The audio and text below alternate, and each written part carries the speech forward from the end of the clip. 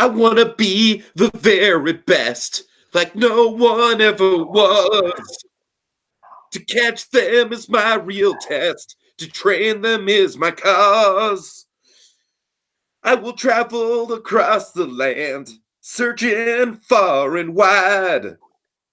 Teach Pokemon to understand the power that's inside. Pokemon, gotta catch 'em all. It's you and me. I know it's my destiny. Pokemon. Oh, you're my best friend in a world we must defend. Pokemon, gotta catch 'em all. Are so true. Our courage will pull us through.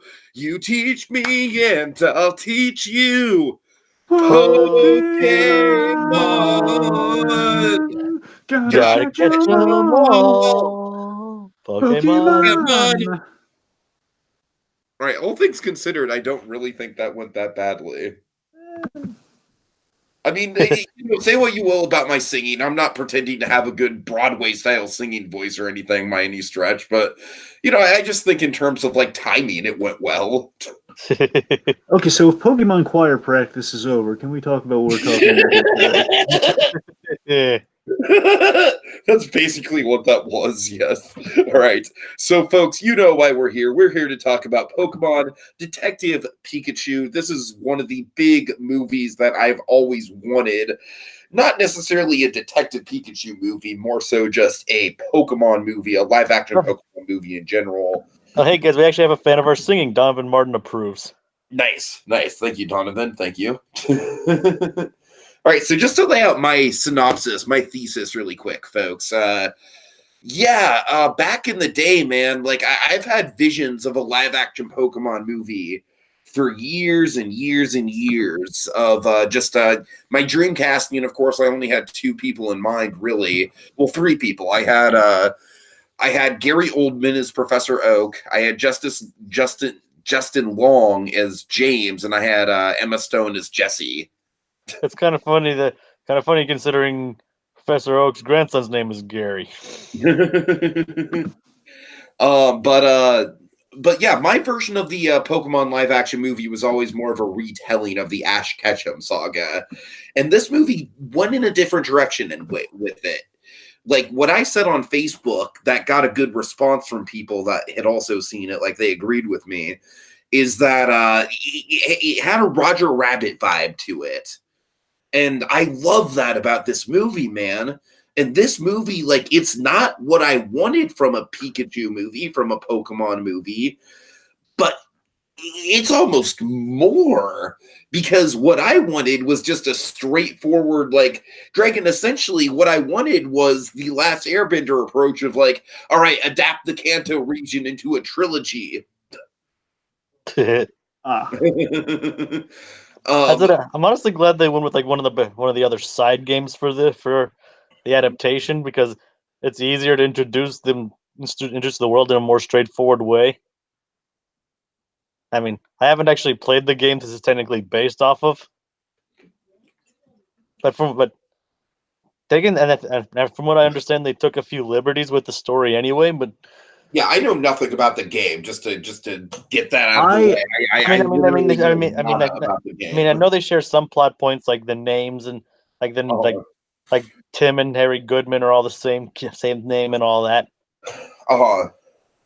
But as far as I know, there's a certain spoiler that's completely unresolved in the original game that's talked about here. So I'm not going to say it up front just in case. Sure. But yeah, I think it was actually kind of a smart and also bold tactic. I mean, obviously the game wasn't that successful, being only released last year, and it was kind of an obscure release anyway. And only released on 3DS. Yes, so doing this was kind of an interesting move on their part, but one that ultimately made a lot of sense. And it seems to have worked out well. I mean, you have a noir story. You have Ryan Reynolds as a wisecracking noir detective Pikachu. I mean, all the stars seem to align for this.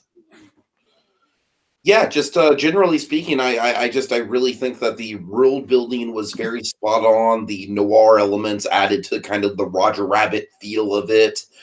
And I mean, it might not be a perfect movie, and I definitely don't think I think it's a movie where it's like the more far away removed you are from the Pokemon brand, the less you're going to enjoy it for sure. It's definitely a fan servicey type of movie.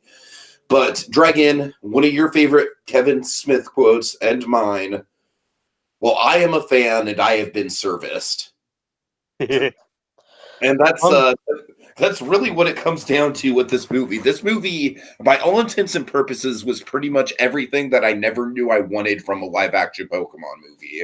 One thing I kind of like about this movie is that simultaneously it takes itself seriously and does not take itself seriously. Oh yeah, for sure, and we'll get into that. Okay, Jacob, do you have any more thesis statement type stuff before we give the floor to Dragon? No, not particularly. I mean, I agree with the whole world building thing. Is like it could have easily just been like a slapdash adaptation, but you can just tell like the crew like poured their hearts and soul into making this a believable world. Like, I mean, there are details that you might even have to watch the movie several times to even notice. Mm-hmm. I mean, the attention to detail is just spot on. All right, Dragon. All right. Well, for me, I remember when this was announced. Of course, one of my go-tos, as I mentioned in the previous podcast we did for the grab bag, was I was thinking of Just Giggle. It's I don't have a dad. Once we got the premise of a kid looking, of course, kind of a Detective Pikachu and the kid looking for his father's story. So that one felt very much like kind of Just Giggle it. But again, finding out Detective Pikachu was actually was a thing and was based off, this game essentially literally had a talking Pikachu. And I'm like, oh my God, that sounds really off-brand for what I usually think of when I think of Pokemon. Because for me, Pokemon, well, we'll get into my nostalgia momentarily. But in regards to the movie itself, when this was announced, the main frame of reference I had for Pokemon live action was there's this fan film, really good fan film. It's a fan trailer, more accurately. It's called a Pokélips. I forget if it's called a Pokélips now, but it's called a Pokélips. And this thing, basically, it adapted the Ash Ketchum story, but in kind of like more of a drama, a summer blockbuster sort of. Not drama, but kind of a summer blockbuster. Like there were intense stakes, but you had all your characters adapted. Like you had Team Rocket, you had Professor Oak, you had, it was like basically it was like kind of a Pokemon in the real world, and the renderings on the Pokemon looked pretty good. And that was my frame of reference, like what Pokemon would look like in live action. So I haven't really thought about seeing Pokemon live action ever since I saw that like years and years back. So when of course the trailer for this comes out, like, oh my God, that this looks amazing. They're being really faithful to it, and they're not adapting the main story. That could could be very interesting. And of course, the biggest the oddball draw when this thing was just announced of what this thing was going to be before they announced like how exactly they're realizing this. Ryan Reynolds as Detective Pikachu. It's like, what the heck? Imagine when that's announced, I'm thinking, what, Detective Pikachu, first of all, and then second of all, Ryan, when that was announced, it was one of those projects where it's like that movie's never that's not actually happening, right? That's just like a joke. Exactly, because when that's announced, like one Detective Pikachu, like what the heck, Detective Pikachu, and then secondly, Ryan Reynolds. Okay, first of all, if they're doing a Pokemon movie, they're starting with Detective Pikachu, and then you get Ryan Reynolds. I mean, don't get me wrong, I love Ryan Reynolds, but it's kind of an odd pull, So in the end of the day, again, like all of this in the marketing, essentially, I think won hearts and minds across the board. This movie, it's a really fun film and a tribute to and a wonderful tribute to Pokemon. It's not as polished as say like the Lego Movie, but it is faithful and is basking in the same vein as the Lego Movie, though. Sorry, it's not. What is the Lego Movie? No, I said it's in the same vein as the Lego Movie. You're right. It's not as polished as something like the Lego Movie or the Peanuts movie. But I feel like in terms of just being a loving, like, fan project that's made by people who clearly love the source material and want to just relish in it, I feel like it's cut from the same cloth as those works. Yes, that's what I'm getting at. It's definitely basking in the IP in the best way you'd want it to. This is Peanuts, Pokemon live. Yeah, it's kind of a 3-tier system. One is Pokemon live action, which is something people have kind of pondered, usually jokingly, but we finally get to see it. Like, okay, it looks pretty good. And it's kind of a detective premise, which I'm definitely in the market for. Like, okay, I mean, I didn't really imagine a Detective Pikachu movie, but I mean, hey, a detective movie with Pokemon, that's kind of cool. And then, of course, the third component, Ryan Reynolds, as kind of the ace in the hole of fun. They're like, okay, those are my 3 tiers for involvement here, so they sold me a ticket. This I think this brought some basically I think what this movie does in comparison to some of the Pokemon movies, where again I haven't seen every Pokemon movie, but I've seen a couple of them. It's been a while since I've really seen them, so I can't speak authoritatively about it. But I think this brings proper and coherent kind of cinematic oomph to a Pokemon film that it needed. That's kind of the sense I get from it. This is designed. Oh, sorry. This is kind of designed for fans, but it's kind of it's broad enough that everybody can enjoy it. I mean, it's the kind of Paulson Donovan stuff. I just wanted to say Donovan. Yeah. Donovan did like the movie. He went into this movie blind without knowing the game. So again, we're all kind of in the same boat. I mean, after seeing the movie, I looked into Also, importantly, folks, I forgot to mention this, but this is one of the biggest movies of my movie-going career where I did not want outside reviews to influence my thoughts on this movie whatsoever. So I went out of my way to avoid thoughts from anyone, from Dragon, from any of my friends, I even went out of my way to like avoid thumbnails for reviews. For once, I actually saw this movie before you did, and you told me not to say anything. Yeah. Well, I did see this movie a little bit later than I would have because I went to go see it with a friend, and I didn't want to be like, hey, I'm going to go see it with you a second time. You know what I mean? I didn't want to be that guy like, yeah, this is the second time I'm seeing this movie. No big deal. I didn't want to be that guy, so. One last thing that kind of sparked something in me that Donovan's also pointed out here is that when he got to the theater, he got a booster pack. Basically, everyone. Yes. Can I presume we all got the cards? Right? I got the booster pack. That's the thing. I got Pikachu and Psyduck.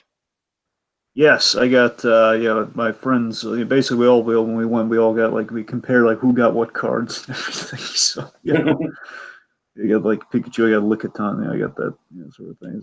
I think I also got Bulbasaur. It's basically they were giving these things away like they were going out of style. They want to get rid of these things. But again, I bear my I do not care for the Pokemon card game at all. But I did appreciate oh my god, it's the Detective Pikachu from the movie. It's specifically tailored towards. Yeah, I did like the art style on it. That is honestly a line of cards I wouldn't mind getting the whole collection of one day. And what it really brought me back to is I see this thing. I wasn't into the Pokemon card game at all, but I loved the Yu-Gi-Oh cards. And back in the original, now it's gotten too out of hand. And I dropped off it at a very specific point. But but way back then, I remember basically the best comparison I had for this movie. And basically when they gave out these cards, it really dawned on me in that moment that I haven't had a moment like this since I saw the Yu-Gi-Oh movie.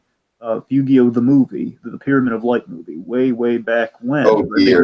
They gave you cards that tied into the original cards for the movie. Like, oh my god! And it's just it kind of occurred to me, oh my god, I'm having a. That's what this is on the level of. I mean, again, Pokemon was there even before Yu-Gi-Oh! But it's yes, this is kind of some people are having the experience that I had with Yu-Gi-Oh! With this movie, and that's kind of special. It's kind of nice. Thanks. And funnily enough, this is actually the highest rated movie in the Pokemon franchise. I buy it. It's also technically the highest rated live action video game adaptation. Not much competition there, but sure. I mean, yeah, folks. Let's just say definitively right now, the live action video game adaptation curse is broken with this movie. This is the first great live action video game adaptation. I'd say pretty definitively. Definitively, it can go to that title. There's been some okay ones over the years, but this is the first one that's truly great. That Assassin's Creed movie looked good, but I haven't seen it, so it's bad. It's. I'll take your word for it because I didn't hear good things. Seen it, but by all intents and purposes, from what I've heard of it, it turned out to be a train wreck. For this movie's benefit, though, it's based on a more narrative-driven side game. Well, that's why I think something like Phoenix Wright would work wonderfully as a movie. Can you imagine? Technically, a live-action one was made in Japan many years ago. Well, I'm saying make one in America. Get it out to a mainstream American audience. Anyway, if we can get on point here a little. Yeah. All right, so all that said, let's get into some a little bit of touch of background, just general nostalgia. Okay, guys. So I was 8 years old when the Pokemon franchise dropped. Big deal for me. I mean, it was huge. It was huge. Like you couldn't go anywhere. You couldn't go a day at school without about trading cards, trading tips. I mean, the brilliant thing about the franchise is that everything in the franchise just kind of dovetailed into each other. You had the cards, you had the TV show, you had the game, and all three of those things just were so connected to each other. So it's like we'd be playing the game at recess, we'd be training cards. I distinctly remember the idea that basically the school treated Pokemon trading cards like drugs, essentially. Like, it's like Pokemon trading cards were like contraband when I was growing up. Hey, you want Pokemon cards? I mean, pretty much. It was like that. I vividly remember, I'm going to call out here, Clark's trading cards. Oh my God. You want to talk nostalgia here? Wow! I can still distinctly remember the smell of the plastic wrap. You guys know what I'm talking about when you walk into a card shop and you're like, oh man, all that foil wrapping. Oh yeah. But yeah, I mean, suffice to say, like I said, I think the big appeal of Pokemon is that it was such a great multimedia franchise. It was one of the first franchise that really took on an all-encompassing component to it. And that's really what my nostalgia is for Pokemon. I mean, I'm kind of with Dragon. I was with Pokemon basically up through until the second movie. I did go to see the third movie in theaters, but that was probably my swan song from the franchise, really. I haven't really kept up with it all that much, both in game and anime form. I did play Let's Go Pokemon, which was fun. I had Let's Go Eevee, so that was a good time on the Switch. And I am looking forward to Pokemon Sword and Shield. But suffice to say, I'm definitely someone who's like my heart lies in the original 150. I also have nostalgia for Generation 2. Honestly, past Generation 2, it gets hard for me to even name Pokemon after that. So I'm definitely old school when it comes to my Pokemon fandom. What about you guys? All right. Well, for me, interestingly enough, I actually started with cards first. I mean, like I think I saw some of the anime first, and then I saw the I'm cards. pretty sure I started with the anime, and then I had the cards, and then the games came later. I know the games came last for me. Well, the way it worked for me is like I liked collecting cards. I mean, I didn't even care about like trading or doing anything like trading or like battling. I just collect the cards just because like, ooh, I like this one. Yeah. Like my sister and I were also, we even had like huge binders full of Pokemon. Oh, I remember those binders. I remember those binders well. Yeah, like my sister had a holographic Charizard and I had holographic Dragonite. People were so jealous of us. because like especially the holographic Charizard. Well, the holographic Charizard, Dragon, do you remember the holographic Charizard and all the legends of the holographic Charizard? I'm really not the go-to on them Pokemon. Okay, well that example right there, Dragon. You see, you're not of us, Dragon. We remember the legend of the holographic Charizard. People also, I mean, holographic Dragonite was slightly less impressive, but I do remember being very proud of that. But holographic Dragonite, I do remember that being a very cool card. Like, wasn't the holographic like the blue background essentially? I think so, yeah. Yeah. It was a very pretty looking card. I remember that much about it. I think I still have. I think I might still have it somewhere. I don't know. But what I was saying is like one day in school though, I was like I mean, it's like in the time when people brought a bunch of Pokemon cards to school, like nobody cared. Like, oh, it was not that way in my school, Jacob. Everyone, the teachers definitely cared at my school. Well, I mean, the students brought them and all that. Oh yeah, right. Of course, yeah. And I Actually, I forget the exact circumstances, but I actually remember trading a bunch of spare Arcanine and Growlithe cards for Pokemon Red. Nice. I traded the cards for the Game Boy game. So for the original Game Boy game, and that was my introduction to that. And of course, I read up online about Missing No and all that. So I had fun with Missing No. Yep. Missing No is like my first introduction to the world of glitches. First foray into explorative glitches. All right, Dragon. What about your nostalgia? All right. Well, for me, nostalgia. Before we get into the background of the movie, so nostalgia for me, quite simply, is I was of the anime was my foray into it. Basically, so again, like many things, as I said before, honestly, Cartoon Network was always my kind of the lightning rod for a lot of my nostalgia. It was always because that's how I was introduced to Batman the animated series, Freakazoid, and not to the same level, but Pokemon as well. Pokemon was like the late night ones. When that one came on, again, usually it's when they would air the new episodes and basically kind of go through the arcs that probably been pre-existing on the other network, I'd assume. And they kind of Yeah, I remember watching it on the channel that is now currently the CW. Right. You mean Kids WB? Yes. Or four. Well, I mean, was 4Kids was Fox, and then it was WB. It was either Kids WB or I'm like 90% sure it was Kids WB. Well, I'm sure. I think it was 4Kids, then Kids WB, then Cartoon Network. Right. The point is, when Cartoon Network rolls around, whenever they start, airing it from the beginning, that's when I jumped on. Okay. Of course, the point is, Cartoon Network and all that sort of stuff, even Toonami, like how again the Dragon Ball and all that stuff. Basically, Dragon Ball and Pokemon and Yu-Gi-Oh! Those are my three animes. Those are the ones for me. And then I would reach into stuff like Yu Yu Hakusho and a little bit of Rurouni Kenshin. So the point is, Toonami and Cartoon Network were my forays into anime and such. So the point is, so I was in it for the anime with Pokemon, and I believe that was pre-Yu-Gi-Oh for me, and Yu-Gi-Oh is when really kind of took the place of that. I believe it's kind of what happened in the culture of Pokemon too, where basically some of it got usurped by.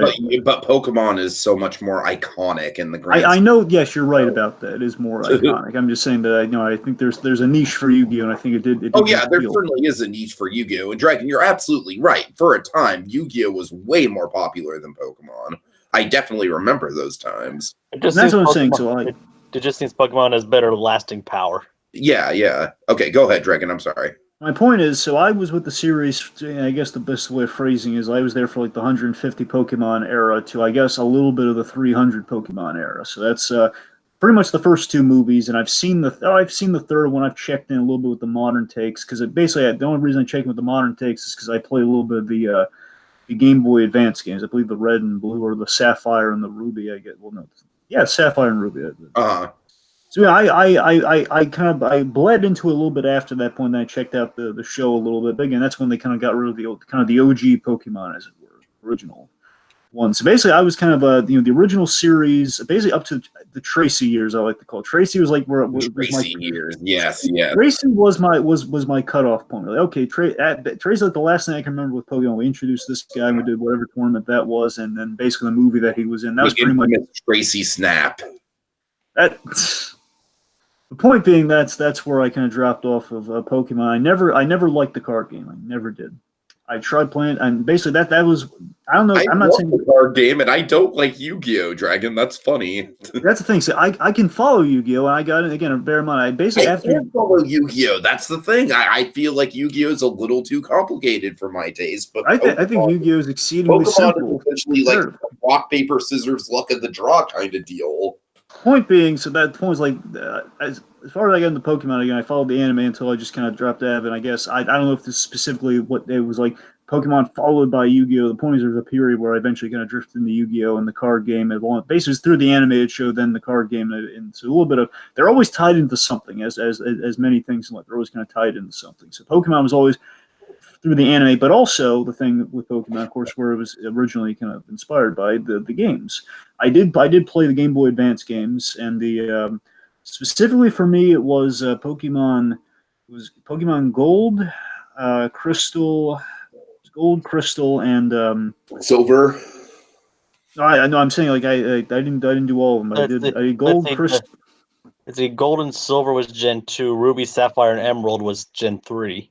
Basically, it was gold. It was gold, crystal. I think maybe a little bit of red. I did yellow as well, same as the Pikachu one. So yellow. So the point is yellow, gold, crystal, and then a little bit of I think that.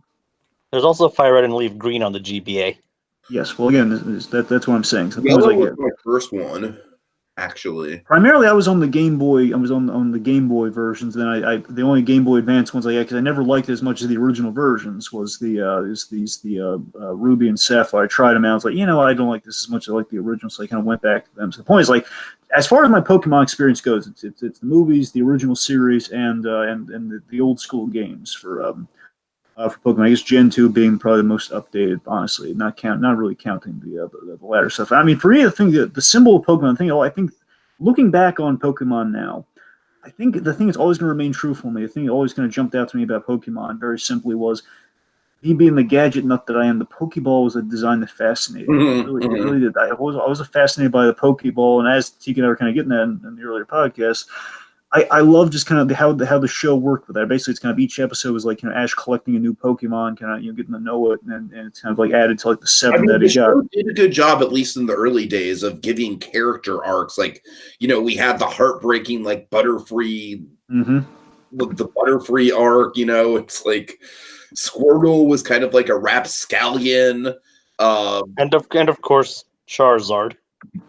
Yeah, of course, Charizard, of course. I never loved. I remember I always hated the one Charmeleon was the middle one, right? It was Charmander, Charmeleon. Yeah, Charmeleon was the middle one. Yes. Charmeleon was useless, and then Charizard was just like again like the rebellious teenager. It's like the thing is like the three starters of Gen 1 is like everybody remembers their first forms and their final forms, but barely anybody gives any mention to their middle forms. I like Wartortle though. Out of the three middle forms, Wartortle was my favorite of the middle forms. My tradition for me is always start with the water types. Mm-hmm. So for me, I have a story for it, but I won't give it here because I'll just drag things down. So quite simply, just Pokemon as a concept. I always liked the concept, and again, that's the reason I kind of gravitated towards the games because it kind of captured the feel of the show and everything. And just as a concept, like with many things, even with Yu-Gi-Oh, and just with a lot of basically the long-standing animes, the ones that kind of went on for a while or in some form or another have still gone on. Just the point where I love it, and I'm in the niche, and I got a nostalgia for it. But again, it just gets too big for its purchase at a certain point. Pokemon definitely fell into that category, which had continuation after continuation.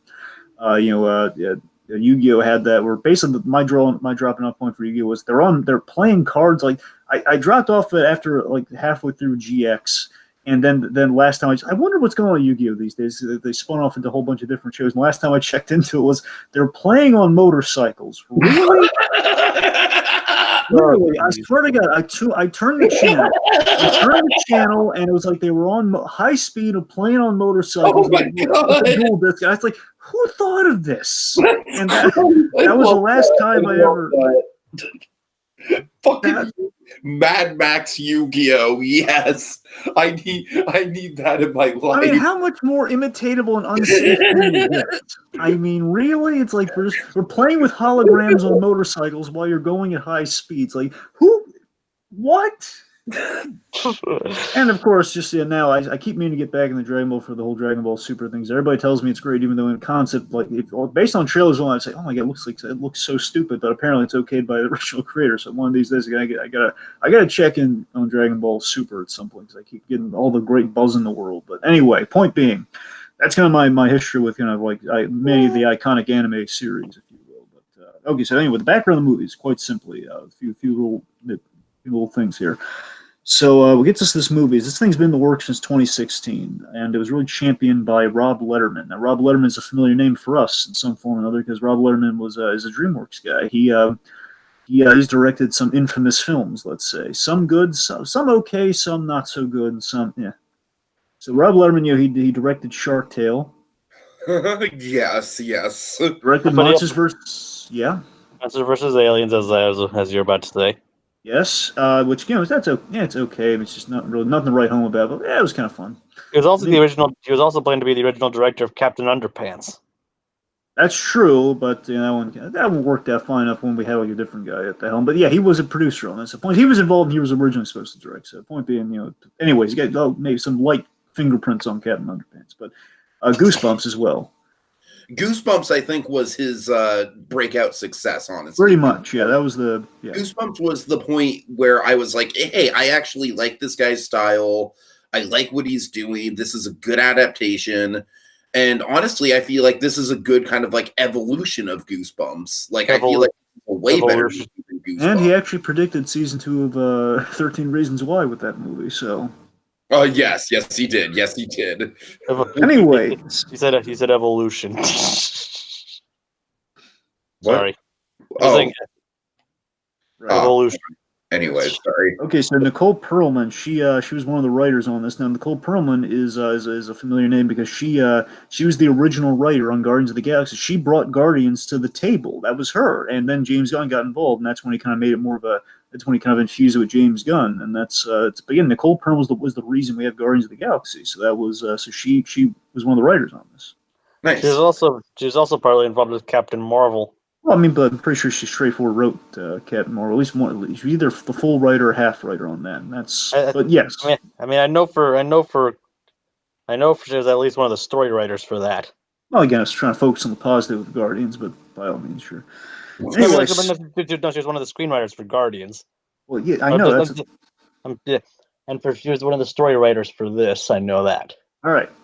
So, anyway, so the point is, like, Rob Letterman was the guy who was really kind of driving at the picture because he wasn't always slated to direct because he was just the one just bringing it to the table here, saying, "Hey, let's do a Pokemon movie that doesn't have the pressure of, like, we're adapting Ash and Company into live action. Of course, it's gonna be all attention, like, it's gonna be all infamy and everything. How dare you misrepresent Ash Ketchum?" It's like, let's circumvent all that. Let's use this more obscure. We all know what we say about Ash Ketchum. I mean, he's a damn folk hero. Of course. I mean, let's mythologize the kid. Point being, so Detective Pikachu, which was at that time when it was brought to the table, I believe it came out in 2016. At least the first game did, however long that's gone on for. And the point's like it's kind of a relatively new concept, it's getting a little bit of traction. But by the same token, again, it was kind of that was the thing, like the original creator, the Game Freak, the original guy who was kind of running the company and everything.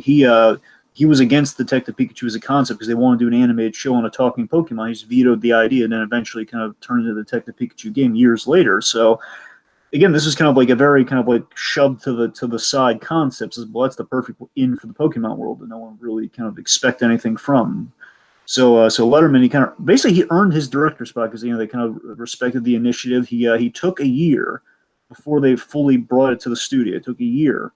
Developing the character designs, just getting the Pokemon in live action look just right. So that's kind of what earned the major points. Got the project greenlit and rushed in 2017, and got it to us here again. It took that long, even if it's kind of rushed into production in 2017. That's showing you how long it takes to make a good Pokemon movie. Yeah. And let's see. I think that's. Of course, I mean, I think the thing that also really got a green light is so again, 2016, you get Detective Pikachu coming out, but more so, you have Pokemon Go become the latest craze. I think that kind of bolstered. I don't know if you guys remember this from previous trip reports, but I was at Disneyland, literally like in the height of the Pokemon Go craze, and I am not exaggerating in the slightest when I say that the park was packed. And at least half the people in the park were there specifically for goddamn Pokemon Go. I wonder what they were trying to catch. No, they weren't trying to catch anything. They were trying to it was all the gyms. Every attraction in Disneyland is a gym in Pokemon Go. Oh. Also, a little fun fact. Meta game. Like, who's gonna get the Haunted Mansion? You know what I mean? Like, I don't know, but to me, it's like I'm in Disneyland to be in Disneyland. I'm not in Disneyland to be playing this weird meta game with a bunch of other people. But that's just me. Anyways, Antisocial, I guess. Anyways, go ahead, Dragon. I'm sorry. Donovan Martin says this was two things. One, he says that this movie originally was going to be distributed by Universal, so it kind of ended up, I believe, with Warner Brothers / Legendary. It didn't end up in Universal, although Warner Brothers does make sense though, because Warner Brothers did distribute the original animated movies. For the longest time, Legendary Pictures was a partner of Warner Brothers, but then they moved over to Universal. But Right. apparently And also, of course, Universal is doing the Super Nintendo world. Yeah. apparently, but apparently Universal does either didn't want the movie or just was doing differences, and they decided to make amends with Warner Brothers and decided to bring Detective Pikachu to Warner Brothers. Mhm. All right, one last thing here, and this is really good. I didn't know this, and this blows my mind here. Donovan sharing here, assuming this checks out, is that the film. This was also filmed on traditional film to make it more realistic and give it that detective feel. Now, that's amazing because Tiki, I can't. I know you and I we talked about this, but definitely at the very least the last season of Better Call Saul we covered is that, Vince Gilligan, Peter Gould, the guys on the Albuquerque verse, especially on Better Call Saul, they shoot on digital, but they long for film. Of course, we got that one glimpse of them shooting back on film. Film is something that looks really special. Like there's nothing in the world like it. So I mean, it's such a rare thing because nowadays everyone's going towards digital, especially all the effects and everything. So that's a big deal. This is shot on film and kind of blending the effects in the film. That's a tricky thing, and just seeing it done right. I mean, in television, it's bleeding in the television now. We just do digital, but again, digital film is not a guarantee. When we say film, usually it's digital. It's kind of the turn of phrase these days. But I mean, have something legitimately shot on film and look this good, and again, it just feels. I don't know. Maybe that's like the secret ingredient. Maybe that's the chemical X within this movie. It's shot on film, darn it. Maybe that's the secret. Maybe that's why the Pokemon look so good. Why do they look so good? What's your secret? Doc, use your hand words, Anyway. All right. And that's about it.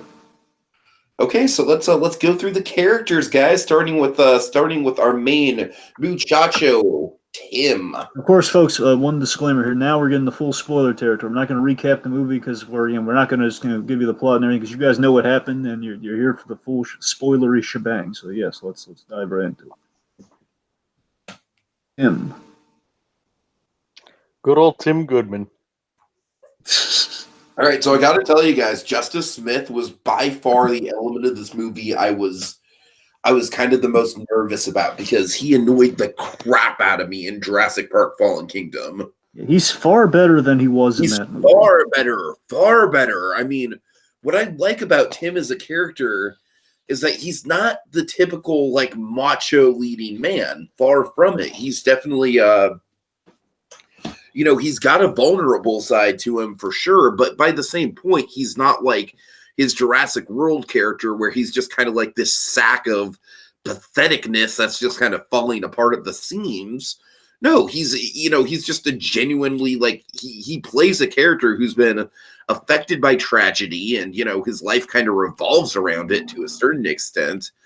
And I love that about it. And it gives, I feel like his performance just really was one of the big surprises of the movie for me. Because I was not expecting to be drawn to him as much as I was. I mean, this movie really excelled in in a lot of the show don't tell kind of thing when it comes to how he's feeling. Yeah. I mean, just by going after Cubone alone, it tells you okay, he's lonely. Well, let's save any of the Cubone stuff for favorite moments. But yeah, I agree, Jacob, for sure. I mean, I know, but I'm just saying, there's a lot of clever, kind of storytelling mechanics that, they don't openly say a lot of things out loud. I mean, though they do, but when they do, it's just more subdued. It's okay, I can see where he's coming from. Sure. So the thing with Justice Smith here is I love that he brings an everyman quality. Basically, he's the everyman in over his head, but not quite in a way we've seen before a lot. Where he's. I love that he's he's the kid. Basically he does represent kind of the Pokemon fan in many respects, and I really like that how he kind of parallels the audience to a degree. Where the audience in that you're kind of the guy rolling with the crazy situation, but more so for the fan audience where you're reliving your childhood in a sense, one little sense where it's a childhood, ultimately the reunion with his father. And more so, he's basking in his childhood. He's reliving the childhood of being a Pokemon trainer. He dreamed to be a Pokemon trainer, like all of us, kind of watching the show way back when. But real life hits him hard, and it knocks him down. He has to kind of get back up from that. He's the kid working through this complex grief about the father who essentially he was kind of an absentee dad, and he was kind of he was always kind of distant anyway. Then of course his mother passes, and then he, his mother passes, and his father, again, for all he knows, passes as well, goes missing. So again, there's a lot of really complex issues, and he's working through that. He kind of gets a glimmer of hope through the symbol that is Pokemon. And we see the kid. Again, he's really adapting well to this crazy situation. Again, with this Pokemon kind of leading the way and kind of giving him hope. And again, he's representing the bridge between the childhood he didn't really get to experience and live him to his father in some really interesting, clever ways. And it's we see he has some investigative chops, which I really like. And he's kind of clever in a situation. So I mean, Justice Smith, he brought something to the role. He did a good job. Mm. He's definitely quite a surprise. I mean, being able to play off of Ryan Reynolds' Pikachu, like they have great on-screen chemistry. I mean, Kind of a Bob Hoskins quality. I mean, kinda. Yeah. I mean, not that it. I mean, you could definitely. I mean, all the interactions always look believable too. I mean, like. I mean, you can almost see the imprints on his shoulder when Pikachu's standing on him. That's exactly why I get the Ryan Reynolds Ryan Reynolds, Roger Rabbit, two RRs. I never realized that before. But, that's exactly why I get the Roger Rabbit vibe. Is the effects are kind of like just very much kind of, you can tell that these characters are animated, but by the same aspect, the lighting and the textures and the way that the Pokemon interact with the environment is just all very. We'll get into that more with pros and cons. A lot of bumping the lamp, basically.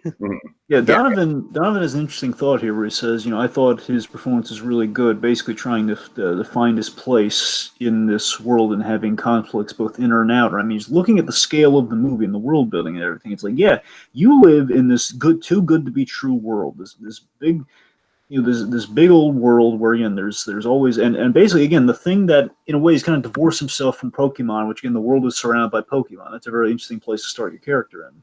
Where, again, like, the reason he hasn't, like, kind of, like, found a Pokemon, the reason he's just very kind of single and solo and just kind of, like, without forging those connections, or kind of, like,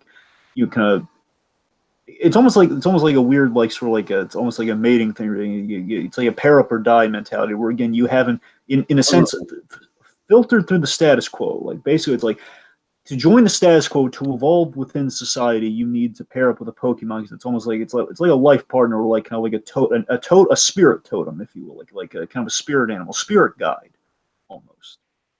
And without that, you're drifting aimlessly without purpose. Insurance salesman. That's what you're that's kind of aimlessly what you're doing in this Pokemon filled status quo. You got nothing without your Pokemon, or at least something in service or in connection to Pokemon. I mean, it's interesting that he definitely knows his stuff about Pokemon too, as evidenced in the fight scene. He does, and again, it's like, the kid had aspirations, and he knows his stuff, and again, it's like that's the life that he could still have. He said it, and then it's a lot of like these subtle things that you see. It's like gives hints as to his character. Yeah. I mean, there's obviously some tell don't show, but there actually is quite a bit of show don't tell as well. Right. Okay, so shall we move on to the title character? Yeah. Detective Pikachu. Right. And of course, something really funny I just wanted to point out with Detective Pikachu. I love that in getting Ryan Reynolds to play the role, of course, the shorthand. A lot of people have been giving this movie a shorthand, especially in like comments and stuff. Of course, shorthand is DP. Of course, when I think DP and Ryan Reynolds, I think of something entirely different. Yes. But I think it's just quite funny. I remember. I don't know if you guys have seen this, but he was like talking about like one of the promotional things he did was like he's talking about how he's like basically like how he likes to disappear into his roles. Basically, Yeah. like he was like, he was on his way to pick up his daughters from school when he got the call that he got the role. He's like, and I never showed up to the school. I know, this is funny. They had Blake Lively saying, like, he just left our daughters there. He's like, Detective Pikachu doesn't have children. Who are those girls? And she goes like, they're our daughters. He just left them. Yeah, Ryan Reynolds has this YouTube channel where he does a lot of tie-in stuff for the movies, where he'll release the trailers as well, but he'll also like do these funny, hilarious promotional videos, and and stuff like that's where a lot of the Deadpool content is going, but as well as this Detective Pikachu stuff where he's just like talks about going method for the role. It's called Outside the Actor's Studio, and he's talking about how he went uber method. And like one of the funniest lines is, "I was even trying to lose weight for the role, 180 pounds before the doctor got involved and told me stop me from doing it." Oh god, he's like he was like going at eye level. He seen him crawling on the ground like at that eye level of Pikachu. That's hysterical. Anyway, Yeah, I mean, as far as we talk about how much people were like invested in these roles, you can definitely tell how much he was enjoying himself with this. yeah. Ryan Reynolds, he's having so much fun. Is basically just playing this amnesiac, caffeine addicted detective, trying to solve his own mystery, which in itself I'm hooked on. I would mind the insomnia more if it wasn't already such a trope of the film noir genre, like the detective noir. But since it is a trope, like much to me the comparison I would give to it is this is a trope in the same way that the Toon killed my brother thing was a trope in Roger Rabbit. You know what I mean? Like, right. Gee, I wonder who the bad guy is. Right. But yeah, man, I love with that though. I love it. Just saying that alone, even before you reach the point that he's also a Pikachu, it's just all that's I'm already sold with Ryan Reynolds playing there. And on top of that, he's a Pikachu. Basically, it's this Pikachu with a very Deadpool-esque wit, and I can't get enough of it. Just a very verbose, hilarious Pikachu. He was also like this is a character that could have easily been very hard to pull off, but Absolutely. I think it would be hard for anyone else but Ryan Reynolds to pull this kind of thing off. I mean, Yeah. I'm sure the people could have. It's just hard to imagine. Yes, and I love how I love what we have here with the character arc for Pikachu is that he's kind of playing he's in between man and Pokemon with these memory issues, but in doing so he forges a bond with Tim, and it's something basically the way we form bonds between man and Pokemon here is it's very akin to Ash and Pikachu's bond. So like it's kind of akin to that bond, but of course there's a really nice twist to it all, of course. It kind of like follows like ways Pokemon usually get bonded to trainers as well, like constant interaction and traveling with them. He's helping him find his father. He's being walked on his shoulder. He's giving him dating advice. It's hysterical. It's great. I mean, Pokemon, according to the Dex, I think weighs like 25 pounds or something along those lines, or somewhere like 20 pounds. Yeah, but he does drink a lot of coffee, so. So yeah, there's probably like 10 pounds of coffee weight in there. That's fair. So of course, I guess we should talk about the big reveal then. Yeah. I thought I got to tell you guys, I felt kind of stupid for not seeing this coming. But yeah, me too. I didn't see it coming either. Yeah. But I was like, oh. I mean, when the whole end plot was happening, I was like, is it possible that? Right. But then when it happened, I was like, no way. No way. Okay, well, even as the end game was popping up, I was more so thinking like I wasn't even thinking the father. It was stupid. I was thinking we were going to get a big reveal like Detective Pikachu was going to be, I don't know, like fucking Professor Oak or something like that. That would have come out of nowhere. Yeah, that wouldn't have made any sense. Anyway.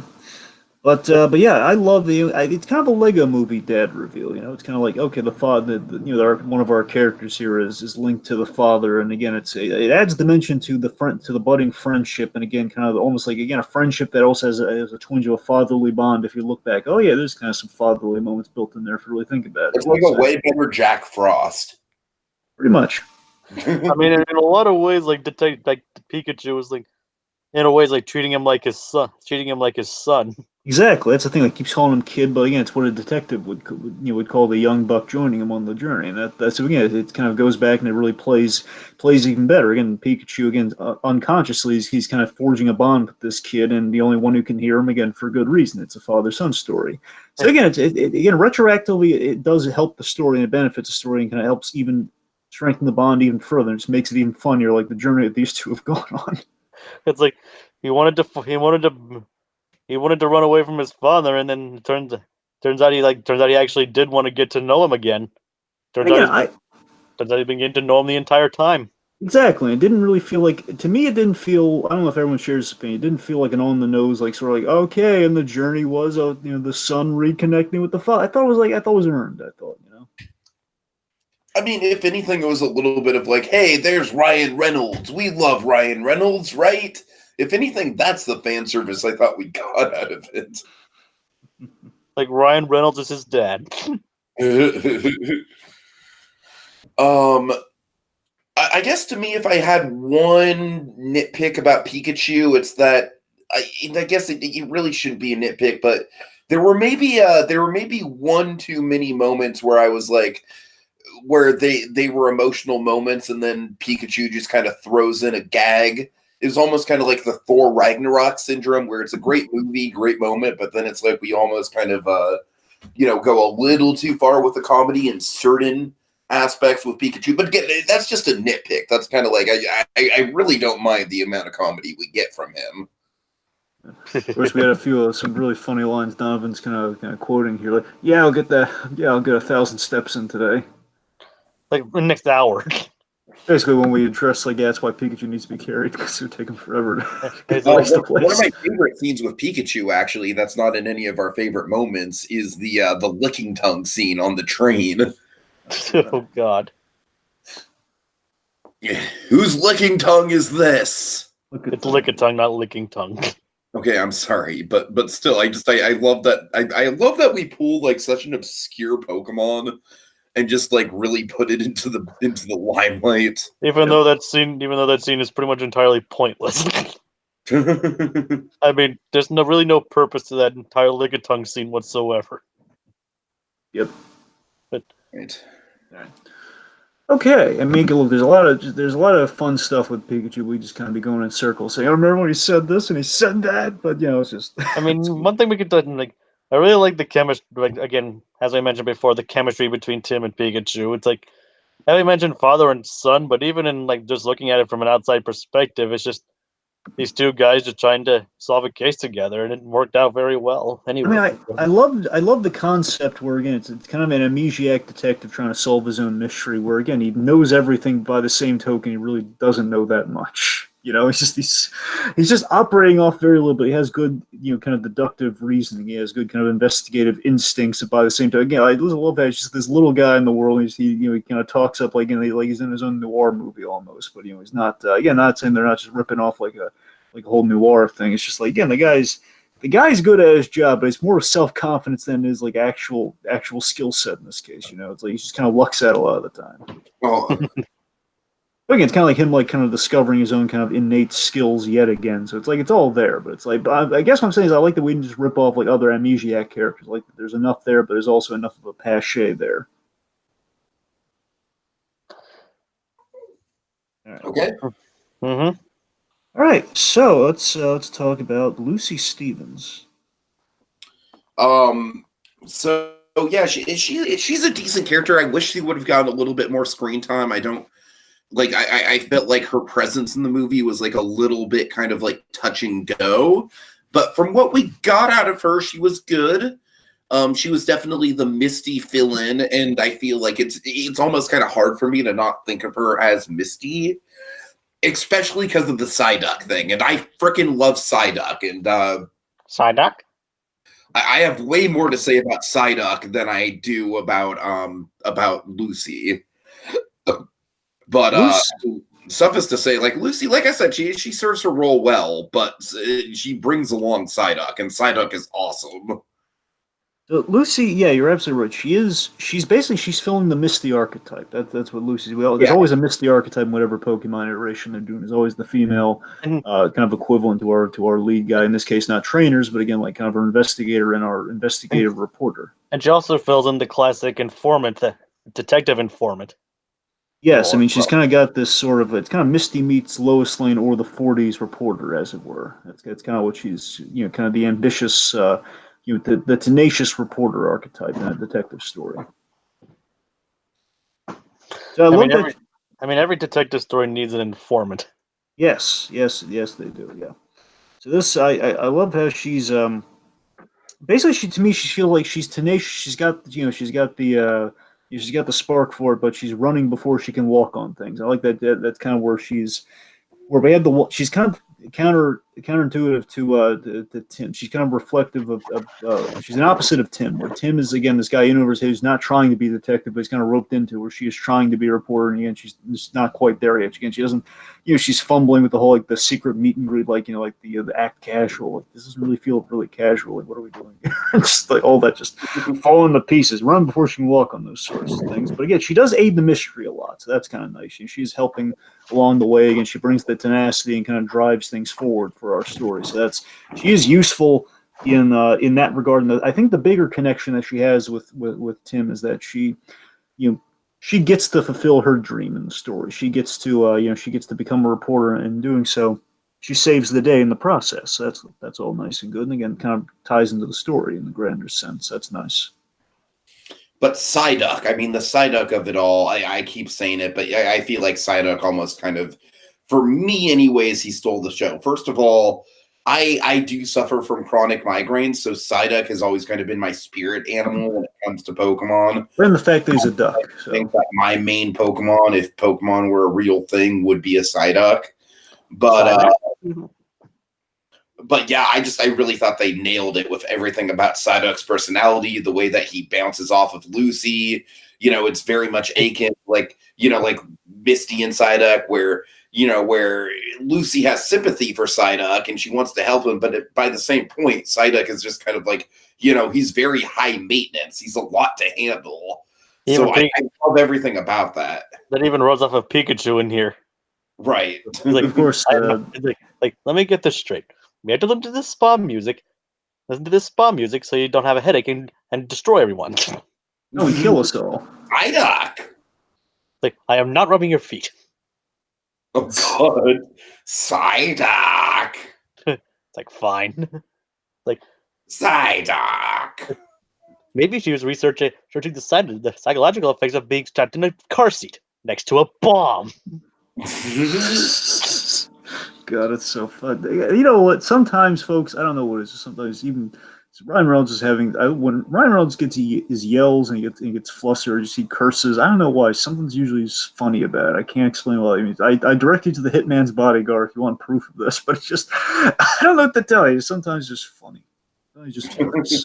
When in doubt, just like Ryan Reynolds having a hissy fit as a Pikachu, it sometimes works. Yeah, speaking of which, a surprising amount of cursing and language in this movie. Yeah, did this get the PG or was it PG-13? PG. Yeah, that's the thing. Well, again, it didn't go overboard, but it was enough. I mean, the thing is, it's not that abnormal in Japan, but here it's usually edited. Right. Anyway, but I mean, now again, we're in an era where we're getting away with F-bombs on TV these days. So, I mean, on network TV, like AMC can get away with F-bombs. So that's. Well, who knows? Anyway. Well, anything else you guys want to say about Psyduck or? Well, about Lucy, Donovan's kind of gravitating towards Lucy there, saying she was cute girl pretty much. So she's got a little something going for there. Donovan's purview. So. And how Pikachu is basically playing matchmaker from the start, and like it's like again playing into the whole dad angle. It's like, hey son, she's pretty. Go after her. Yeah, but Donovan's also loving the car interaction too with Psyduck and Pikachu. It's just really funny stuff there, and I think we're all in agreement on that one. Okay, so let's move on. Have you ever talked to a woman before? Let's move on to Detective Lieutenant Hido Yoshida, played by the wonderful Ken Watanabe. Yeah, I honestly wish there was more to this guy than there is. He just kind of pops up briefly for a couple scenes. I like the idea of him. I like that he's like the a lot of it. He's basically more expository character than Lucy is. Right. So yeah, Watanabe, he's just playing kind of the general kind of good supporting character he usually does, and again, good for him. It's just the fact that he's just kind of I do like that his partner is a Snubbull. I have a lot of nostalgia for Snubbull. Right. Police Bulldog. I love that it's kind of the old, it's the Rhyme City police, is kind of the mentality of like, cops looking out for one another and the families of a fallen cop, that sort of thing, where there's a lot of respect for Harry and he's looking out for Tim. There's a bit of a kind of an authority figure you can trust sort of vibe about him. So that's, that's good. Basically, just, he basically he's kind of the Claude Rains almost, like if we're using the kind of like an older reference there. It's kind of like a Claude Rains and Casablanca, so like he's kind of the friendly cop in the neighborhood, but with a snubble, you know. And he does kind of frame over the exposition and kind of basically kind of puts into perspective the information on Tim's father, and we kind of get a lot of our Harry information via Hito here, and of course, I like how protective he is of Tim. Like gets him out of the jam when he's arrested at the fighting ring, and we have that. I think Ken Wanai does get one good bit to shine before he gets turned into a snubble, but he does get one bit to shine. He. I love where he plays the footage where he didn't want to show Tim the footage of the death of his that is good. Yeah. So again, Watanabe's bringing it. I wish he got a lot. I agree with you, Tiki. She should have got a lot more to do, but I mean, it's Watanabe. It's like, I feel like he got about as much to do in this movie as he did in Godzilla. Yeah, but Godzilla's a little bit more of an important character for him, which I hope. That's what I'm saying. In Godzilla, he got like that iconic "let them fight" line. Yeah, plus, I mean, he's Serizawa. I mean, Serizawa was is the most iconic Godzilla character, human character. Sure. So, I mean, the point being, Watanabe. Plus, I think he's going to get more to do. And fingers crossed, because you never know what these Godzilla movies are doing now. Yeah, exactly. Because I know one thing. I know he's getting the Farmiga bit I wanted. I know he's the one who gets to walk up to Godzilla.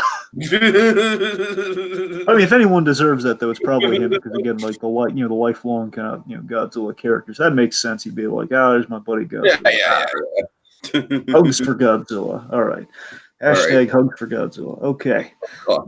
So let's talk about our baddies. Let's talk about the Cliffords. No, I'm not talking about the big red dog, folks. That ain't Pokemon. We're talking about Howard and Roger. I wish Clifford the big red dog was the villain of this movie. That'd be a twist. It makes sense you weren't crazy about Bill Nighy in this. That's very twisty. All right, I got to admit, guys, I feel like these guys were just kind of like generic corporate bad guy villains, and I didn't really get a ton of use for them. But by the same point, I feel like the movie itself kind of like acknowledges how kind of stock and cliche they are, so I didn't really mind them per se. That's a bad guy car. Yeah, it's funny to me. I had like a little headcanon moment there where Well, I mean, at least, though it's probably kind of, it's kind of obvious in retrospect, at least they played with which one was the bad guy. That's true. I mean, with the car gag, where I believe it's an Escalade that pulls up, and of course, when he says Ryan Reynolds saying that's a bad guy car, I'm thinking of the opening of Deadpool, where he takes out all the bad guys in the Escalades. That's the very same car, I'm pretty sure. It's like, yep. Yep. But yeah, so I'll admit, they're not as fleshed out. However, one Bill Nighy, I think he did a good performance. Not a deep character, but he did a good performance. So, I mean, basically, hearing his voice come out of Mewtwo later on, that's pretty cool. Mm-hmm. Of course, Bill Nighy, he played an excellent villain in Rango. By the way, if anyone hasn't seen, he's so good in Rango. The best villain in the Pirates of the Caribbean franchise, and also he plays Grand Santa in Arthur Christmas. Yes. Well, fun fact. He has quite a good range. He has quite a good range of characters. So I like what we're going for with these bad guys. We don't quite stick the landing on them. But I mean, the idea is that Howard, he had the vision of Pokemon living in harmony, which is kind of what Rhyme City's all about. And his illness has basically opened his eyes. Was the eye-opening opportunity for what if we take Pokemon and man living in harmony to the next level? Let's fuse them together. Let's branch. Let's blend cure and evolution together. What if they were synonymous? What if they're the same things? What if we just kind of take the dream of a peaceful utopia, where we open our eyes to like the lure of Pokemon, where it's kind of a little bit about oppression, just kind of use them for sport and everything. We really think about it. Let's have like a non-fighting city, but what were we saying with that? How do we corrupt that really nice that nice idea? Well, we gonna turn it to the next. We evolve humankind, and so humans have the same evolutionary opportunities that Pokemon do. I gotta say, as far as a lot of the stuff in this movie, where you kind of see it coming. That's one aspect of I definitely didn't anticipate. Yeah, I kind of viewed it. Pokemon merging with humans bit that was definitely unexpected for sure. I really appreciate it though. To me, that feels like if you're gonna do something kind of memorable and sort of like quasi horrifying, that's the way you do it for a Pokemon movie. That's how you do something that's not just like having clones fight each other. You know. Yeah. It's not just like Pikachu slapping the other Pikachu. You know. Yeah, we kind of subtract instead of that on that one. But no, I love that we're kind of going for I'm reading into it, bear in mind, it's kind of like peace at the cost of choice, where we're taking away the choice for this sort of thing by making this sort of holy union. Here we're kind of fusing two. Basically, the premise of Pokemon is that we have to coexist or coexist with these fascinating creatures, and we're kind of violating the laws of nature. Where we're supposed to coexist. Where no, forget coexisting. We're going to be the superior race. In this case, the Pokemon. Mm-hmm. Interesting, and all of this in a kids' movie, which is kind of fascinating. Then we have Roger. Yeah, Roger was they obviously shape him to be like I guess they shape him up to be the bad guy, or at least both of them to be the bad guy. But no, he was actually the one trying to do everything right. Yeah, Roger's the red herring. He's refreshingly. I just had a little moment. Ring. Red herring? What? I'm getting a book. What? Anyway, so with Roger, I had this moment where we kind of helped out during the climax against the Ditto, and I saw this refreshing moment. Like, oh wow, Ditto was really cool, by the way. He was. The Ditto was super creepy because they did here's how you know they did it right. Okay, they did the thing where Ditto has like the weird eyes. And they did with everything he changed into. We gave him the weird eyes, and that's why this character wearing sunglasses. That was a brilliant move. How they hid his eyes behind sunglasses, and technically, but the Ditto characters never actually spoke a word. True. It's like good stuff all around for that. Right. Like you look back at it, it's like, oh, it's kind of subtle, but it's there. Right, and I guess I just thought it was so refreshing. Hey, for a change, kind of what we assumed was the prick in the suit. Like, no, he wasn't. He wasn't as bad as implied earlier on. He's just a businessman. He was just like, oh man, he's vowing to undo the bad stuff that his father did. It's all, just undoing his father's misdeeds. And of course, there was a bit of again, they didn't really pull any strings on this at all. But it's the idea that there's a bit of a parallel of have the fatherhood and legacy with Tim's story where again he's trying to undo the actions of his father, and he's kind of maybe a dysfunctional family story going on there. But he kind of says something the reverse of what the situation with them. It's like, for all his misdeeds, I was never really there for him. Yep. All right. Definitely. Like I said, they're probably more two-dimensional than anything else, but they're definitely effective villains. Okay, finally about. Sorry. Yes. No, it's fine, Jacob. I think my.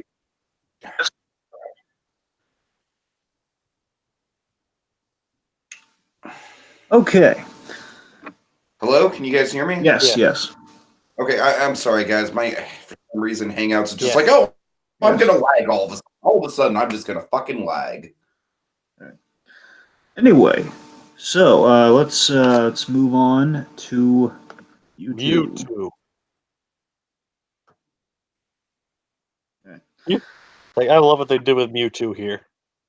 Yes, me too. Oh my goodness. So Mewtwo, I think we bear in mind it's been a while since I really checked in with the the introduction of Mewtwo. But I got to be honest, Mewtwo, he seemed really on the money. He seemed pretty much as Mewtwo is always this character who's just, from what I remember from the first movie, just in general, Mewtwo always has a fascinating kind of aura about him. He's always just this really fascinating existential character. He's always this. He's this existing, fascinating character who's. I love that right at the gate we get him at the start of the movie. It's like, oh my god, we're doing the Mewtwo stuff right at the start. Like we're not even waiting for like the trailer implied. It's like, boom, Mewtwo, part of the movie. Awesome. We basically get a recreation of the lab breakout, essentially, which is a famous scene in the original Pokemon movie. And essentially, it's in canon because they say it's 20 years later. Which if the Pokemon, so, 2019, 1999, yeah, it's pretty cool. Although I wish I would have elaborated how Harry was able to capture Mewtwo. Well, I mean, they probably just like a psychic interference or something. Probably it's probably like a dampening field of some kind, I guess. Okay, so Probably fought him or something. Sure. here's the funny thing about Mewtwo for me is that there was a moment in this movie where it was looking like they were basically going to do Mewtwo as like, oh, I hate all humanity and rawr, I'm evil, and I was like, really, you're going to do that with Mewtwo? Like that's the direction we're going down, is that Mewtwo is just like the dick that wants to kill all the humans, basically.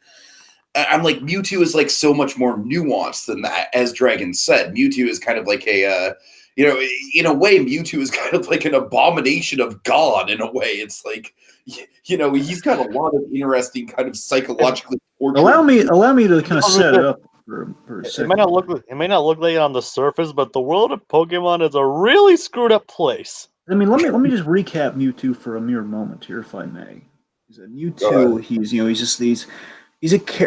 this existentially fascinating character who, again, he's this genetically engineered Pokemon. Way back there in the simple days of 150, he was like the 151st, or I don't know, 52nd. The point being, he was like 51st. He was one. Yeah. He was Yeah, 150. he was 150. Mewtwo was 151. 151. Mm-hmm. So that's the thing. His point is, like, he was the 151st Pokemon, and again, like, he was engineered. He was created in a lab, a clone of an existing Pokemon, and again, just kind of in that case, he's this character who's questioning his existence.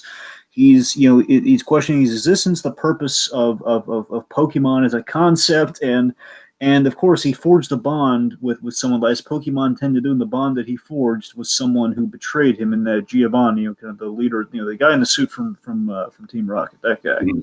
Of course, he betrayed him, like turned him into a weapon, essentially gave him the Wolverine treatment. That's kind of the Mewtwo, kind of turned him into Wolverine.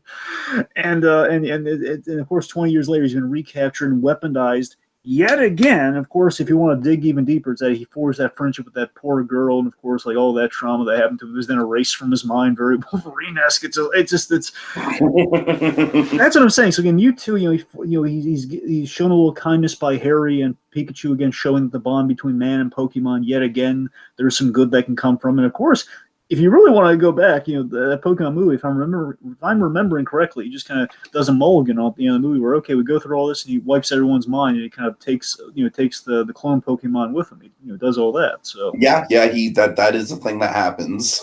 That's the fascinating thing about Mewtwo, is that, again, Mewtwo is again, he's almost sort of like the Magneto of the Pokemon, in a way where, again, he's not necessarily wrong, but by the same token, again, there's something. Mewtwo is just he's framed as a villain when controlled. He's controlled, and he's unwillfully he does some he's unwillfully going to fuse man and Pokemon together. So all of this is going to stemming from the complexities of Mewtwo as a character, which is right. Which is very interesting. I love that all of our villain plot is still stemming from the existential kind of thing with Mewtwo. Yeah, but Dragon, I'm sorry, you jumped in there in the middle of my point. The point I was making was that there was that moment where it was kind of like they revealed it, they turned it around very quickly, but there was that moment where we basically see Mewtwo be like, oh, I'm going to kill all the humans, basically. And then it turns around, like, we see it revealed that it's actually like a false memory or something, right? No, it's more like he was like trying to explain it, and then he got interrupted because he was being taken away by quote unquote Roger. Right. So basically, what I'm saying is that I like how the movie kind of inserted, like, it inserted a bad version of what Mewtwo is as a character, and then gave us the good version. You know what I mean? I thought that was such a clever subversion. Yeah. I love that Mewtwo as a character, he always has kind of a malevolence, even while controlled especially, but he always has kind of a malevolence because he has this quiet, godlike power with kind of a majesty and a respect every time Mewtwo enters the fray. Am I anywhere close with that? That sounded better. Again, it's a super powerful Pokemon. I just love the moment where he saves Pikachu, too, when, Pikachu's like going there, he kind of saves him from the folds. He's always like, again, he has that kind of that godlike kind of majesty to him. Like, oh my God, Mewtwo. Yeah. He's pretty much the most powerful being in the Pokemon universe. And again, like one of the few Pokemon that can speak, but he speaks to him very selectively, very, very kind of, very. very importantly. And I don't know, it's just really, and if anyone's got the power to fuse man and Pokemon together, it's going to be Mewtwo. He's almost like the Dr. Man. I'm just using a lot of comparisons from Mewtwo, and I'm sorry, but he's a little bit of Dr. Manhattan, a little bit of Magneto with how he's ticked off and questioning kind of the roles of Pokemon and man, and a little bit of Wolverine with all the torture. I don't know, the guy's got an amalgam of comparisons there, but Mewtwo is just he's in a class of his own, one could say. And yeah. He could even potentially be powerful than Arceus. Yeah. Pretty much the god of Pokemon. Sure. But like I said, the movie definitely did Mewtwo justice. And the Sheriff Donovan stuff, he says, I actually loved how they further showed his intentions through more of those hologram cameras, more like kind of the really fancy kind of holographic playback security cameras they have, to reveal that first he was an enemy, but then he was a savior, and then basically put Tim's father's heart in Pikachu. At the end of the day, Tim gave Tim the second chance to right the biggest wrong, living with his father. So yeah, that is all really nice. With that, Mewtwo does give him the occasion there. Again, it shows you that Mewtwo has grown, has learned from his experiences too. And again, I absolutely agree with Jacob. Again, it's kind of an interruptus where, again, Mewtwo always is a seemingly menacing and villainous Pokemon because of that first movie in a lot of people's minds. Or you think Mewtwo, it's like one very menacing, very powerful, but also again he kind of like he tricked everybody into going there and they're all battling it out. And again, he's just kind of gauging things, just out of curiosity. It's not quite villainous, but still, again, he's a guy who you don't know. Again, could turn villain very easily depending how you look at it. But yeah, we kind of recaptured all that ambiguity and all of that kind of seeming ambiguity in this movie in a natural way that complemented the plot, I felt. Yep. Yeah. All right. All right. Okay. There we go. Let's pro-con this thing. Okay, so I mean, a lot of pros. I just think, generally speaking, the art direction was very on point. I love the way the live-action Pokemon looked. I thought the film noir angle was very cool and gave the film a sense of grounded world building that was very much on point. As I said, the Roger Rabbit stuff is all like the Roger Rabbit comparison is really good. There's just a lot of fan service, but like I said with the Kevin Smith thing, I am a fan and I have been serviced, so I'm not complaining about that at all. I think the film, just generally speaking, is a very loving homage to the original Pokemon fandom, but by the same token, it's telling its own story and it's doing something new, and I think it's just a good kind of blend of stuff from the game, stuff from the anime, and its own stuff. So I really like that about it. Yeah, I love. Of course, the world building's fantastic. I love that we got Karin Soni in the movie as Jack as Tim's friend there. Of course, Karin Soni, Dupinder from Deadpool. And I'm sure it's because he's probably friends with Ryan Reynolds and got him in the movie. Sure, but he's been popping up in a lot of movies lately, so it might just be a coincidence. But I mean, I'd love it if that were the fact that we got him in there. And one of my other favorite scenes in the movie too, which we'll get to with one of Tiki's scenes. But anyway, of course, we comment on the flaw of Pokemon with some of the flaws of Pokemon really cleverly in the movie. Like we talk about kind of a bit of the abuse and kind of the little kind of animals. We keep them in Pokeballs, all that sort of stuff. Which to an extent, it's like it's part of the premise. You buy into it or you don't. But when you think about it, it's like we're just kind of capturing animals in the wild. We're just kind of using them for sport. Whenever you think about it, so you got a bit of that fact, and then we kind of comment on that whole man Pokemon thing and the underground fighting ring and the premise of Rhyme City. And we bring up the issue of drugging, of kind of like basically, essentially, it's like drugging an athlete during we're drugging them with the R gas. We're using that as sort of like a way of like kind of souping up the Pokemon, like kind of Pokemon on steroids, so to speak, of like kind of kind of like something that evokes their more wild instincts, I guess. Oh, This is a family movie. Yeah, we get away with it. yeah. Yep. Gotta go full Zootopia. Talk about gassing, animals fighting each other, and basically, but people actually several confirmed deaths. Yeah. It's a family picture. Of course, the effects look great. The references, both obvious and subtle alike in the movie, they're really good. We'll get to some of those specifically later on.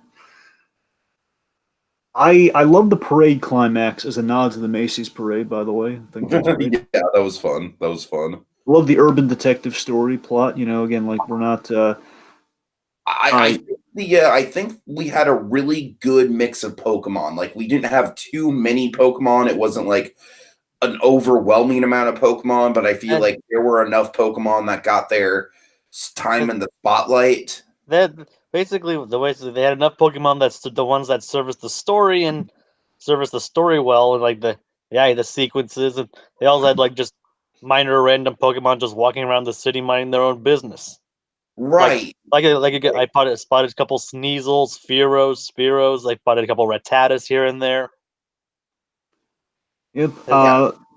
There's a lot of them just like hiding in the background too, like Pidgeotos, Bouffalants, all kinds of stuff. Like as I said, the integration of the real world and Pokemon's astounding in this movie. All right, Dragon. A lot of fixtures of the game, like there's, they have the futuristic kind of Pokemon utopia of kind of built into the design of the world. We again with the whole holographic cameras and everything, and we have again some of the game sound effects and everything. That's really neat. Donovan keeps pointing this out. I guess we'll just talk about it here, but he really loves the scene with the Bulbasaurs, by the way. So that Bulbasaur scene looks really good. That is a good scene, and Bulbasaur was always my starter Pokemon in Generation 1. So Squirtle was mine. Yep. I was of the water type myself. Basically, when Pikachu was off the table, I was going for the water types, which usually would be either would either be Squirtle or be Crocodile. Well, the Crocodile. Darn it, I forget what those. Totodile. Totodile, yes, Totodile. By tradition, I mean, I'm not going to explain the story as to why. I mean, it won't take very long, but it's just going to drag it down. I get it, Jacob. But you don't have to keep bringing it up. I get it. I always start with water types. Okay. So let's see. There's anything else obvious? And there's anything else for the pros here?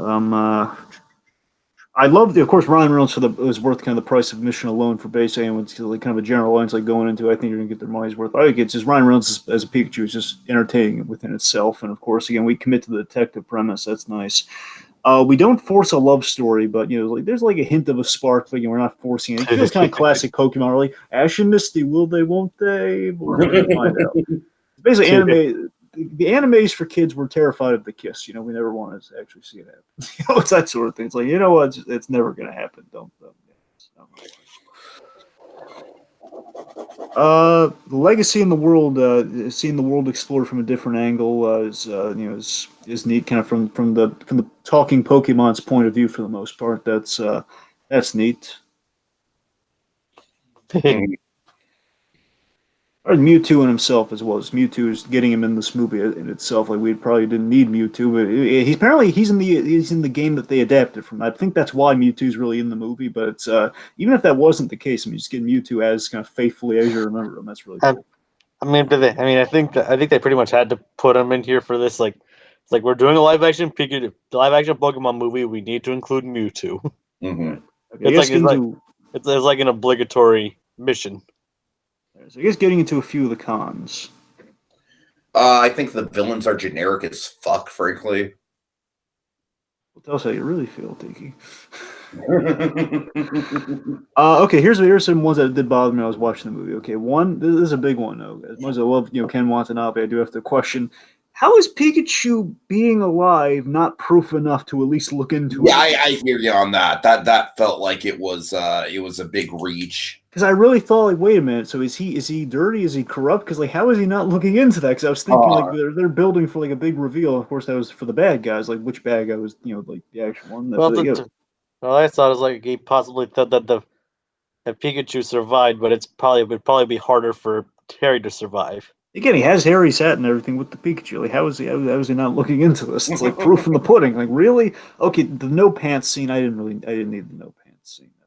Well, like I said, Dragon, that's an example of just like I feel like there's maybe one or two too many Ryan Reynolds just like gags of, just like kind of like punny stuff that Ryan Reynolds does where it almost kind of interrupts the flow because Pikachu has so many jokes in the movie. And honestly, I feel like as good as Ryan Reynolds is as Pikachu, I don't necessarily feel like the identity of Pikachu is fully formed. But of course, that's because of the amnesia thing, and I get that. But it's just kind of like a conundrum with the script, like because Pikachu literally doesn't remember himself. We don't really have all that much to latch onto with him. Am I making sense with that? I think it's kind of a non-starter. Tig. You're basically saying it's fine because again he has amnesia though. I don't know. That's again. Yeah, I'm just addressing it, but I mean, I'll say I do blame the no pants thing more on Letterman's past, given like something like Shark Tale. Like, yeah, we probably get no pants gag or something like that. That's it. However, I'm going to raise you this. I'm going to try to save it a little bit here. Okay, is it an unnecessary no pants gag, or is it a throwback to Ash losing his pants in that episode? Right. That was a thing because sometimes Ash, we had the psychic Pokemon messing with Ash episodes. So I don't know, maybe it's a throwback. Here's a person. Look, I basically got my wish for the movie in one regard when we get to your scene, Tiki. So that was like my one big checklist thing. But beyond that, there was one thing I was hoping for we didn't get in the movie. So it's a personal thing would have made me happy. I didn't say it better have this, but like, it would have been great if they had this and they didn't. There was no Officer Jenny or Nurse Joy. At the very least, Officer Jenny, because they the whole police of Rhyme City. There should have been at least one officer named Jenny. If they did that, I would like, oh my god, we got Officer Jenny. Oh wow. There's always one at every precinct, I hear you. Maybe in the sequel. Maybe I would hope so. I think there's a forced. Okay, I think there's a forced parting away scene in here. It's like, okay, so Donovan brought this up earlier. So I'm going to give this screen. This is a good. It's good, but it's really ill timed. Where the reason for this is like Pikachu is feeling guilty, and he's feeling like basically because they heard Mewtwo halfway through. It basically sounded like Mewtwo was a bad guy who kind of was. Basically, thanks to Pikachu, that's why Tim's father went missing, and that's why Harry went missing. Per that, kind of Mewtwo interrupt this scene. Pikachu's blaming himself, and they part ways. Good dramatic scene on Pikachu, but by the same token, it's like really at this point, like, literally after he brings him back from dying, now we're gonna separate him because we need to get him back for the third act. Really, we're gonna do this trope, really. That bothered me. Yeah, I hear you. Let's see that, and one thing I wanted to highlight with the pros. I love how we kind of reference the old crying, basically bringing back somebody with tears in a way because we didn't do tears, but we did something in reference we had like a dying Pokemon where we use I remember when the Pokemon the healing Pokemon they go away, they kind of spray something on them and they leave. It's a little reference to the tears bringing somebody back to life. I read that as a reference to Leech Seed, but I could be wrong. No, you know what? I think you're actually right, but I kind of liked it the whole it's a little reference to Pokemon. But no, I think you're specifically right though. At least there's only fainting. Yeah. Yes. Speaking of which, though, I mean, I gotta be honest. I don't know if it's just me just being really nitpicky, but the way Pikachu got hit with that rock didn't seem like a life-threatening hit, did it? Did it seem like? No, I agree. Maybe it was like a head wound or was at least a bigger rock. I would have bought it more. It's like he just gets hit in the shoulder a little bit. Don't get me wrong. I know the old age-old thing, the old baseball story, where basically, if you get hit with a baseball at the right time, the right spot, it could stop your heart. I get that. I mean, that's bad, but I don't know if I'd buy it. Technically, that also happened with even a smaller, like a pencil or stuff like that. If it hits you hard enough, it could stop your heart. Well, sure, but that's the point. I mean, that's a little bit of a keep in mind, he's also like a 20-pound mouse. That's fair. I don't know. It's anyway, but yeah, fine. It's an iffy one. Okay, let me see. So we recapture Mewtwo, and then we have the guys who kind of were involved in everything. The guys who broke into the base and everything, who've been causing you trouble. So Tim and Pikachu, they're on site when we capture Mewtwo, and you just let them go. You just let them go, but no consequences. No, you call them on security, nothing really. So, right, that doesn't make much sense. We couldn't have spiced up how Ryan Reynolds looked a little bit. I mean, don't I'm fine. I love that it's Ryan Reynolds who plays the father. I honestly think that was intentional. It's like they made Ryan Reynolds look as much like proto Ryan Reynolds as possible. That's the thing. I think you're right. That is the point. It's like the gag of like, yeah, folks, it's Ryan Reynolds. But I mean, in part, you like, really couldn't like give him like something with the look of like a wig I or don't know, something. like a Jim Gordon mustache or something. Well, I mean, in a perfect world, but anyway. So, so we have let's see. Lucy is a bit of a plot device before she's a character. I agree with that. I like I said, I think Psyduck is definitely the most valuable thing that Lucy brings to the table. Yep. All right, so let's get to our moments then. All right, I know I have the first one chronologically, so should I go first? Yeah. Okay. All right. Just asking. Okay. So let me see. Right. So I love the Cubone scene to start out with. Dragon, I know you love this one too. Dragon, you know what? Do you want to explain the thing that you love about it, and then I'll get into why I love the Cubone stuff? Because I want to give you the floor with this because I know there's a very particular moment that you want to dive into with this. Folks, I had one like kind of checklist moment for me in the theater. Again, just broadly, it was like, okay, we have Ryan Reynolds being good as Pikachu. We have it's Pokemon live action and all that stuff. But beyond that stuff, there's like one specific fan servicey moment I wanted in the movie. Just one, and we got it right almost by the start. Where Karan Sari's character takes Jack takes Tim to go Pokemon. Basically, go catch a wild Pokemon, like a wild Cubone appears, so to speak. They're going through like the grassy, kind of the grassy area and everything, and basically we see a Cubone. And that's the thing, because it wasn't a guarantee. It was an expectation because we got to have. It's Pokemon. You're going to expect a Pokeball at least once in the movie because comparatively, we only see one Pokeball in the movie. When you really think about it. The fascinating thing is that we have this because it's not a foregone conclusion we're going to do Pokemon because it's not really about Pokemon training and just kind of capturing Pokemon. It's more about kind of like working in a world of coexisting Pokemon and everything. But I love that for one moment we do thing I've experienced so many times in the games.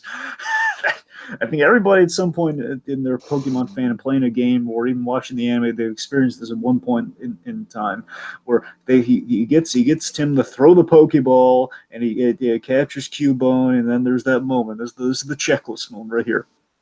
When he throws that Pokeball and Cubone goes in that Pokeball, we have the Pokeball shift from left to right until it's like, is it going to go in? Is it going to lock in? Is it? And then as soon as we see it not lock in and then we cut away, everyone who's worth their salt as a Pokemon fan is like, oh, I know what's going to happen. Yep. Yeah. So I geek. That was my huge geek out moment for Pokemon. So anyway, specifically talk about your side of the scene, Tiki. Like especially when it's like shakes 3 times and then breaks open. So I can't tell you how many Pokemon I've tried to catch. Like all the variations of Abracadabra now because name is all. Every time I've tried to catch a freaking psychic Pokemon, it just takes forever. Yeah, you just have to be really lucky. I know, and they can teleport, and it sucks. All right, so specifically what I love about this moment is I fucking absolutely adore the idea that this guy, this friend character who we don't really see again for the rest of the movie, but whatever. I adore the idea that a Cubone is the thing that we introduce Justice Smith's character with.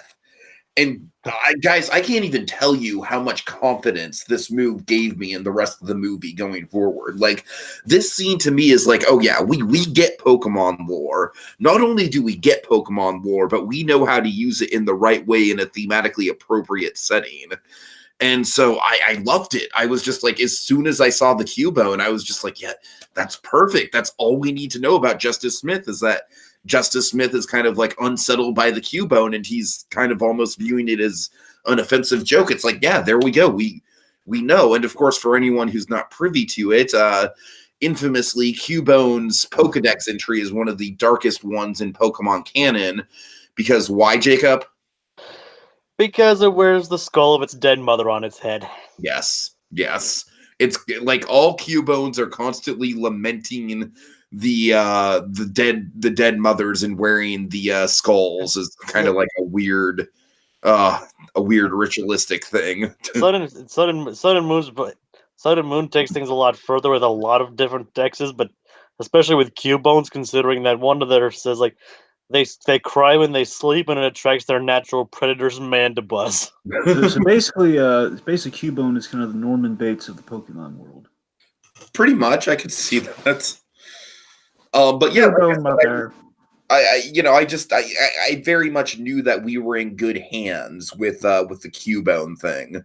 I knew that this was being done by someone who very much appreciated the game and very much appreciated the mythology and what it had to offer, or at least was knowledgeable enough, and they're like, right. Also, just really quick, I love that opening shot we get after the Mewtwo scene, where we see the Pidgeys flying down, and then we see the bugs in the trees, and we see the Diglets all moving along the ground. That to me, guys, that's straight out of just kind of like visually how I want a live action Pokemon movie to look. Just kind of like that naturalistic, like kind of like lived in environment. And for a moment, I thought the little tufts of grass at the front of the grass there was going to be Oddishes. I was like, "Were those going to be Oddishes?" All right. Then the next moment I have is what I would like to call the explosive headache. Very simply, throughout the movie, we have the big threat of Psyduck being the bomb. You know, it's kind of like this built-up gag of like, oh man, what's going to happen if Psyduck actually explodes? And then, of course, we get so much good comedy out of Psyduck just being a hindrance and in really inconvenient situations, but it all kind of comes to a head with this chase against the Green Ninjas. Another fantastic scene, by the way. We'll get into that scene. But, this chase with the Green Ninjas and Pikachu in the moment kind of realizes, like, wait a minute, this would be the perfect time for you to explode. So Pikachu basically starts goading Psyduck. I don't remember exactly what the lines are. I hated rubbing your feet. My hands will never be the same again. Come on, you stupid duck. Pretty much. And then we get that awesome moment, that big kind of like, this is what we've been waiting for with Psyduck, folks. The explosive headache, where the power of the headache just blows all the Greninjas back in epic fashion. And we never see them again. I love that. I don't know. That's so cool. It's like, I was so satisfied that Psyduck's headache, of all things, ended up having a heroic moment. Considering everywhere else like points that as like some kind of major nuisance, among other things, and the fact that it's extremely painful to Psyduck itself. It pains it as like, okay, now's a good time to subject yourself to mental torture. All right. If you know how the headaches work, basically sometimes they're so powerful it makes them cry. Yeah. But it worked well for this, and he seemed fine afterwards. So we have at least Lucy's Psyduck is a strong Psyduck. All right. So who's going next? I think it's me, right? Yeah, because my moments are towards the end of the movie. Yeah, it's me next. All right, so probably my favorite, one of my favorite scenes that keep going back to. Bear in mind, there's a lot of just, great Pikachu one-liners I could cite here, but I mean, honestly, if I had to pick a sequence, it's the Mr. Mime interrogation. The Mr. Mime interrogation's great, and it goes even further than it did on the trailers, and I love that. So we capture Mr. Mime hilariously, of course, the famous I should have worn a helmet.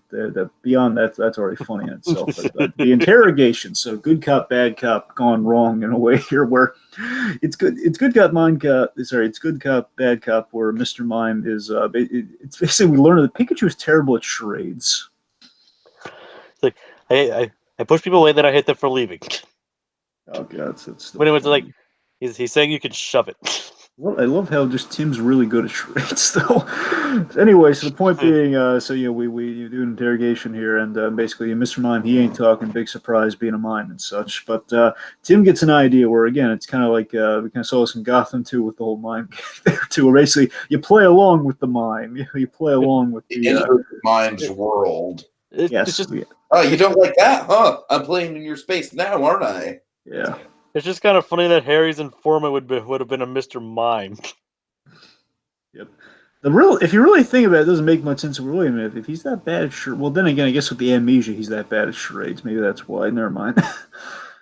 So the point is, so Tim goes in there, and basically this is where I just love this. I was laughing hysterically. Like he's essentially dumping what I want to make sure I was ready. Oh my god, he's dumping gasoline on this kind of kids movie. And then Pikachu calls him. I was like, that turned the gear. It's a salt shaker. You're making a stew. Says, no gasoline. Oh, this went dark quick. I like it.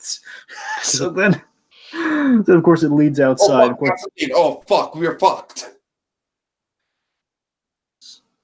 So then, oh yes. Anyway, sorry, you're trying to throw me off there, folks. But of course, you know what I'm talking about. I know what you're talking about. Yeah, yes. Anyway, so Mr. Mime, of course, he lights the match, and Mr. Mime just blows it out, which is hysterical. And of course, he leads the trail outside. And now Mr. Mime's in trouble. It's just, of course, we get the answer. And of course, then he just they kind of tossed the imaginary match aside. And of course, it lights. We don't see Mr. Mime again, so we don't know what happened there. Mr. Mime, for all we know, could be comatose. For all we know, he just has. I'm going to go dark with it here because they went dark with it in the first place. Okay, Mr. Mime, he's perfectly fine, but as far as he is concerned psychologically, I'm not even going to go into the whole mind powers thing. But let's just say psychologically, he's sitting on the floor for the rest of that movie, man. He's alive, but he just doesn't know it. Okay, let's see. Speaking of sad stuff.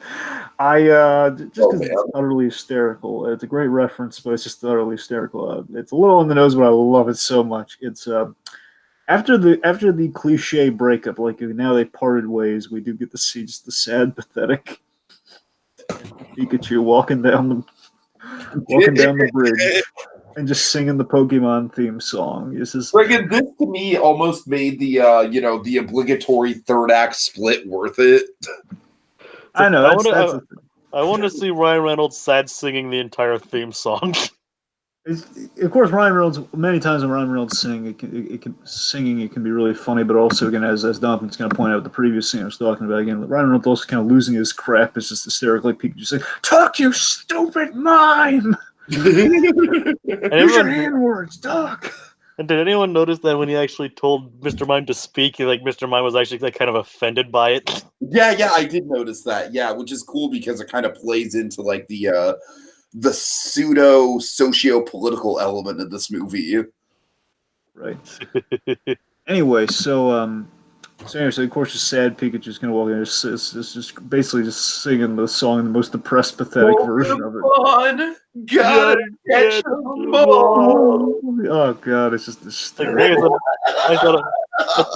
What I love about that is that in universe, I don't know if you guys caught this. You probably did. When they show the Sports Center type, the Sports Center type broadcast of the Pokemon battle. Yeah, we have that same exact background music. So I know that Pokemon theme song is the equivalent to the Sports Center theme song, and I love that. That's great. I feel like that works out a lot better than the choice that I still hate in Solo of making the Empire March into like the propaganda theme. I don't want to get into that, but that bothers me on a pretty fundamental level. I think you're overreacting. I still think you're overreacting with that specific gripe from Solo. Come on, really? That's the gripe from Solo I'm overreacting to? That one, one gripe in particular? Yes. A myriad of gripes in Solo? That one you're overreacting to, yes. Okay. At least the other one, there's an actual argument. This one's like, really? Just the Empire song? Really? That's what you have a problem with? I find the Empire song, we don't have time to get into it, but I think the Empire song might be the most fundamentally offensive thing in Solo. Oh, I think you're crazy. You're always looking for stuff for Solo. That, come on, really? That. Anyway, so off of Mr. Solo hurt my fan feelings. Anyway, moving on from that. Oh, I'm sorry. I'm sorry that I respect the non-diegetic integrity of John Williams' iconic music. Anyway, so they played. I'm sorry, folks. They played the Imperial theme in a Star Wars movie, and that offended Tiki. The Imperial theme is a joke, and it's a diegetic joke, and it implies that the Imperial theme is nothing more than. Anyways, I guess the Empire played their own theme. I guess that's a federal crime. We could get caught in a time loop talking about this, so let's just break the loop. Anyway, so that brings the end again. So sad again, going from sad Tiki about Star Wars to sad Pikachu singing the theme song here. Let's get the Jacob's moments. Ba, ba, ba, ba, ba, ba, ba. Is it okay to mute him? I wish, but no, Jacob, go on. Go ahead, Jacob. Sorry, Tiki. It's I'm just kidding anyway. Anyway, going chronologically, my first favorite moment would be like the pretty much the whole infiltration of the GCL unit. I mean, it's specifically like how it actually plays out almost like a sci-fi horror movie. Like especially with the way the Greninjas are hanging on the ceilings like the Xenomorph. Like, I mean don't tell me that scene isn't like ripped straight out of Alien. They have their really creepy looking hands and everything, and they're just kind of coming out of the pods and everything. Oh yeah, it was a cool choice to have Greninja as the horror character because in the Smash Brothers world, like that's where I'm familiar with Greninja, is not from Pokemon but from Smash Brothers. Like Greninja's kind of a badass, you know what I mean? So I thought it was clever to kind of take the horrifying, like, oh my god, yeah, technically, like Greninja, he is a ninja type character for sure, and that makes him cool for Smash Brothers. He's actually a ninja dark type. Oh, not a water dark type.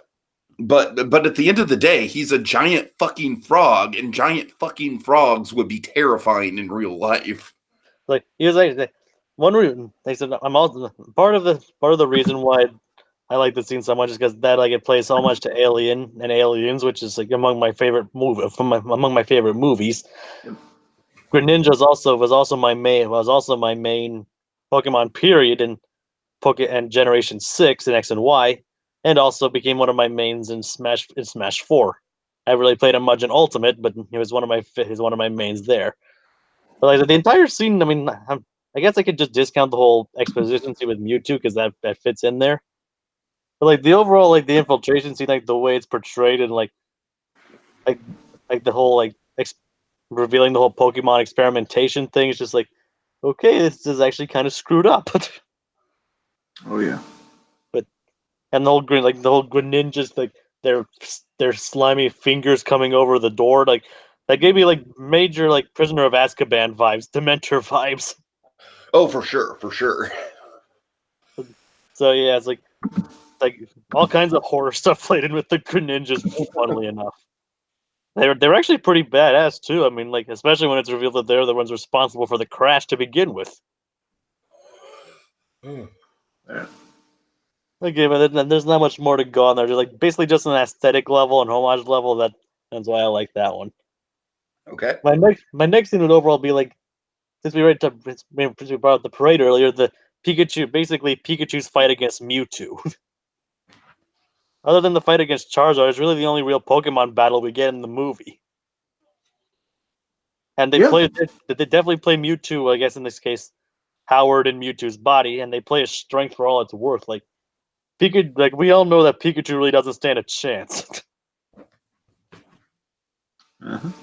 I mean, Pikachu really doesn't stand a chance at all, but he definitely gives it his best shot, and it makes me, and it actually, and the whole plan coming together actually makes him out to be, yes, he may be a generic villain, but he actually turned out to be an effective one.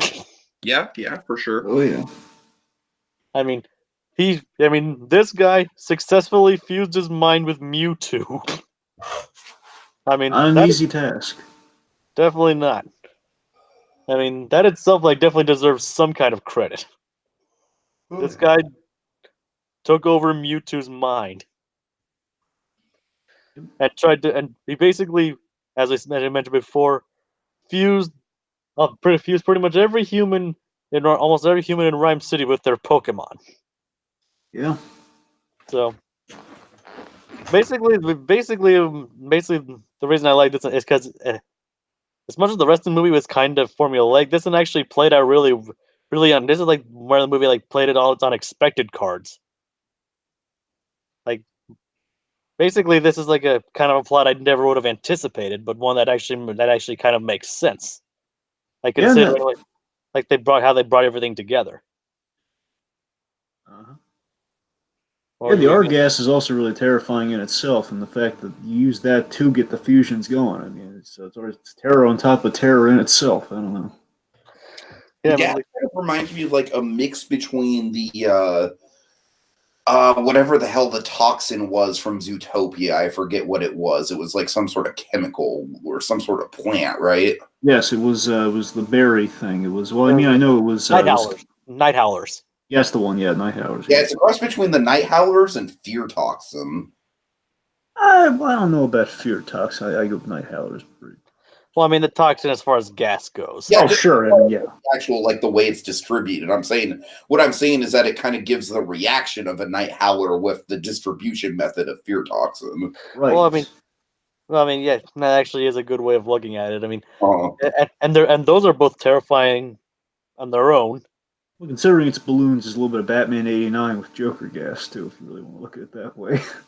Jeez. And Who do you trust? Speaking of which, it's pretty cool that the balloons actually kind of look like their cartoon versions. Yeah, it's really cool. Again, a little bit of Macy's built in there. Considering Pikachu actually has a balloon in the Macy's parade, it's not that. It's kind of a meta thing. Yeah. But I mean, there's not much more I can say about this. I mean, it's definitely like where you can definitely tell they were building up to this, and it definitely paid off. Yeah. All right.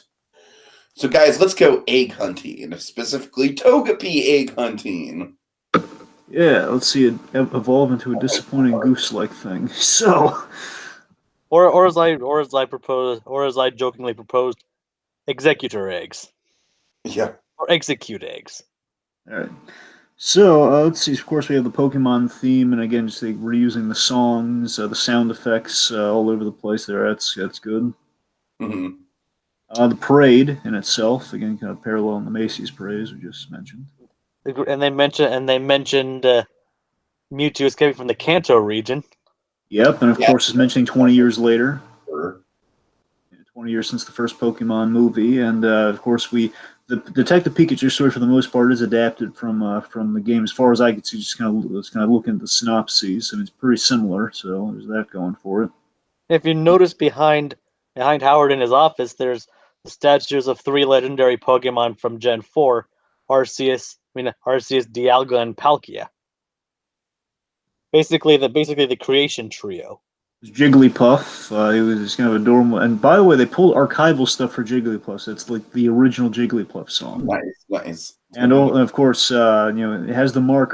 We didn't see Jigglypuff draw on someone's face, but we knew Jigglypuff was about to because we had someone sleeping into that microphone. So you know that was coming. Again, I'd like to think there was a little Tier revival reference, but again, it's probably just it's like Leech Seed, but I don't know.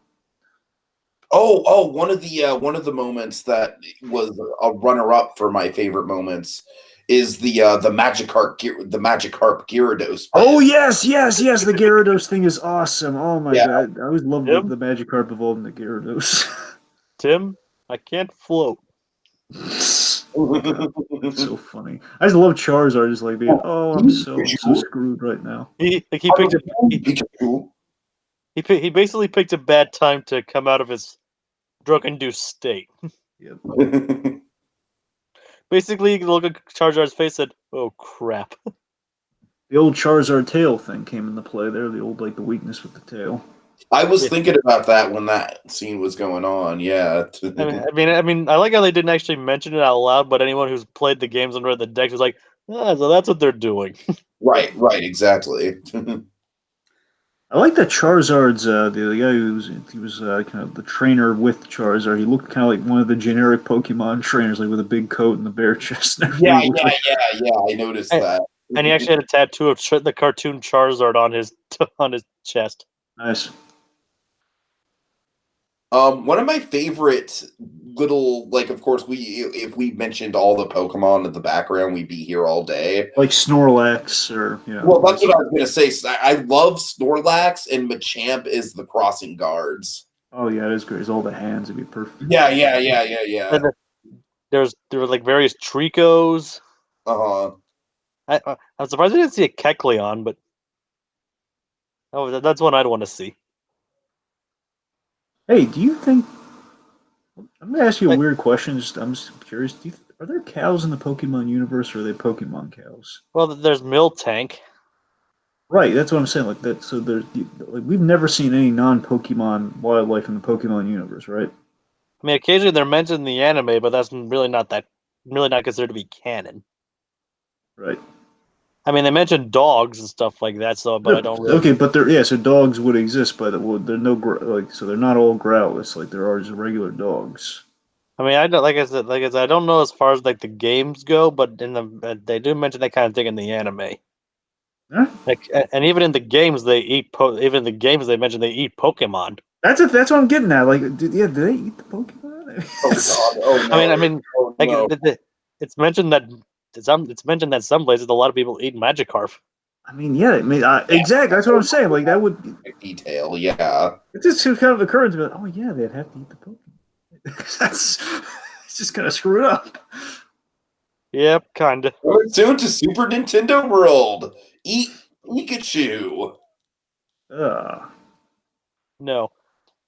Oh, the Pikachu energy drink though. There you go, there's branding. That'd be nice. I mean, like we have there's actually a DNA or there's some kind of thing in our bodies called Pikachurin. yes. So, Ah. but off the side note, like Anyways, the squirrel water fountains aside.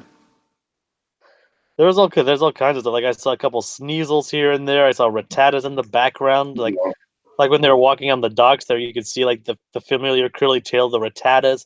Like in this picture alone, we see Machamp's Muscle Jim. Yeah. Also, the Rhyme City Rail, like buy your rail pass today. Of course, in the Pokemon games, all about like you buy your rail pass, and there's like a section of the game like for traveling and stuff. Little And of course, there's a bicycle on the bicycle here because bicycles are also important in the games. Yes, and they're important games, but also Misty's bike. I hope they throw in like Pikachu actually destroying a bike in the next movie. Of course, all the Mewtwo stuff is very much tied to the anime, and I feel like the Mewtwo stuff in particular is what grounds this movie into the world of the anime in terms of like a canon like plot point of view. There was a Mew reference. I forget if it was just in like yes. Well, we mentioned several times that Mewtwo is spliced from Mew's DNA. Well, I know that. What I'm saying is, I think pretty sure we showed that in the movie as well too. But it's like the image of ancient Mew at some point, like the famous ancient Mew card. It's like hieroglyphic. Yeah, it specifically mentions that in a newspaper article. Yeah. Oh, I also like how they touched upon Eevee, like they showed Eevee's evolution. That was another cool bit. As soon as we saw Eevee, I was like, wait a minute. Are they using Eevee as like a Bond villain pet? Yes, that's perfect. Turned out to be more Ditto, but right, but still, yeah, the idea was there. Yeah, but I mean, I like to see don't correct me if I'm wrong, but when the group of Squirtles was helping the firefighters put out, I was reminded of the Squirtle Squad. Yes. Oh yeah, that was awesome. Totally. I feel like that's absolutely a reference. That's my kind of world building right there. Squirtles. I mean, I don't know if it was a coincidence because they didn't have the sunglasses or anything, but no, I would like to think it's a reference. I don't think it was a coincidence. I mean, I just wish they would. I know this is just me like projecting my fan stuff onto it, but I wish they would have mentioned the Squirtle stuff. Like team of Squirtles, and they said, no, they're the Squirtle Squad, god damn it. I still love just that idea of like squirrels like helping out the fight. That's a world building thing I just can't get enough of right there. It's like, oh man, they're helping the fire department. Ain't that quaint.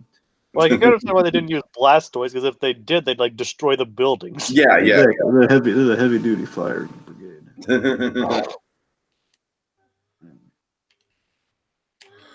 I mean, funnily enough, we didn't even see any Charmanders. Well, actually, we did. Never mind, I'm dumb. Yeah, we saw one during. Yeah, we did. We saw one, but they weren't as prolific as like Squirrel or especially Bulbasaur. Yeah, we saw a lot of Bulbasaurs. So there's that. They're really eloquent little Bulbasaur scene there. Again, there's no. Not to mention, we saw Gengar. Yes. Yeah, Gengar. Yeah, that was cool. And he actually beat Blastoise. Uh-huh. Yeah. Oh, and that one, again, we're just naming Pokemon at this point. So the Pokemon. Well, you know what? That's what the Easter eggs are in this movie. All right. We had the Pokemon with the like kind of the amplifier thing built into them. Loudred. Yeah, that one. With the Eevee thing, though, like the Eevee is representative of what the villain's plot is. That was an evolution. Again, I really like the use of Eevee. Eevee is like one of the more iconic Pokemon, and I feel like they got a lot of mileage out of it. I can't help but wonder if R being labeled on the vials. I wonder if R being the Pokegas. I wonder if there's a reference to Team Rocket or some setup for Team Rocket. Who's R? Who's R? That's initially what I was thinking of. I was like, "Is that like Team Rocket?" You reveal Blair Watson with a pirate gimmick. Oh no! Oh no! God! Don't go down the Blair Watson rabbit hole. Okay. Anyway. So. All right. Oh man. All right. Oh, the Pikachu bed. So again, it's kind of a room decked out in Pikachu. Oh. Well, basically a room decked out in Pokemon like Ash Ketchum's room, but like the childhood bedroom. And one thing about Pikachu is like the Pika is actually provided by by the anime voice actress. Cool. Ikoe Otani. Except for that one Pika, except for that Yeah, the one that Ryan Reynolds did, obviously. Pika. I'm too adorable, Pika. All right, guys, I think that's about it because, like I said, if we keep doing this, we're just going to keep reciting like background Pokemon at this point. So, So let's move on to speculation. What do we know we're going to get a Detective Pikachu 2? Well, we know there's a sequel. They haven't said specifically if. Here's the thing, they've said they're going to do a sequel. It's just a question if it's literally going to be a Detective Pikachu 2 or if it's going to be like another Pokemon, whatever the spin-off or whatever the thing. It's going to be a sequel of Pokemon or Detective Pikachu, that's the question. I mean, I think there's a lot of possibilities that they could get into. I would honestly love to see basically a remake of the first Pokemon movie, like a Mewtwo prequel movie would be fucking fantastic for me. Yeah, we've kind of already done it, though. Yeah. I'm not saying we couldn't do it better. And technically, they are remaking the movie in 3D animation. Wait, really? I believe so. Really, they are? Oh, God. Okay, well, never mind. I think they kind of killed that. I think that definitely would kill your thing, Tiki. I think that would. Yeah, I know. I'll tell you what. You know what? I'm going to keep it simple. Okay, here's what I'm going to throw at you. Okay, so, Sheriff Pikachu. Pikachu in the Old West. Just every one of these movies is like an alternate universe. Don't get started on the whole alternate Pokemon universe. I'm just saying, I think it's a legit possibility. The Sheriff Pikachu. Well, I mean, again, especially if they got Ryan Reynolds, but regardless, if they just go yeah, that's what I'm saying. Ryan Reynolds as Pikachu would be the only consistent thing about it. And then, of course, we'd reuse different Pokemon, but they'd all I don't know. You get what I'm saying. I do. But I was thinking along the lines of, I think after this movie, they've got the confidence to follow, because, again, they were a little trepidatious with the first go around, but I think this movie would ideally build up confidence that they could either adapt like an Ash Ketchum story, perhaps. Like they'd actually have the temerity. I definitely want to see Ash Ketchum for sure. Well, either one, they just adapt a full-on Ash Ketchum just as the next story is going to follow Ash Ketchum in some leg of the journey, wherever. I would like to see Ash Ketchum is like a folk hero, not again. I'm not trying to quote Just Giglet here. I mean, I kind of am. But I think you are. Yeah, I think you. But you know what I mean. I'd like to see the idea of Ash Ketchum as like this kind of like hardened, more matured Pokemon trainer who's kind of like a legend in his own right. Well, let me throw this at you. Okay, one of two ways. Okay, one, we just have a journey leading with Ash Ketchum, or going the route you're throwing out there. Here's what we do. Tim is embracing the Pokemon training. I think whatever thing we're gonna do next, I think it's going to involve Pokemon training, which either will be like if we're still following the Detective Pikachu route, which again I'm a little shaky on doing that, but let's assume that we do. Assume we want to please people at the studio. Okay, let's say we're doing that. So they want to Next film one might be like Tim goes undercover in a Pokemon League, or like an underground Pokemon ring, and perhaps either within the next movie or like by a third movie by some chance. At some point, like during this, we introduce like the folk hero Ash Ketchum. Like we introduce like Ash Ketchum years later. So that's what we could do either in like a third movie or just at the. But once we work him in somehow, if we go along, which is Ash Ketchum is a fixture of the world before we're actually following Ash Ketchum. Well, regardless, what I think we're going to do is like we're going to do Pokemon training, and I think we're going to introduce Team Rocket in another movie. I think that's what we're going to do, regardless of the next movie, whatever form it takes. We're going to do those two.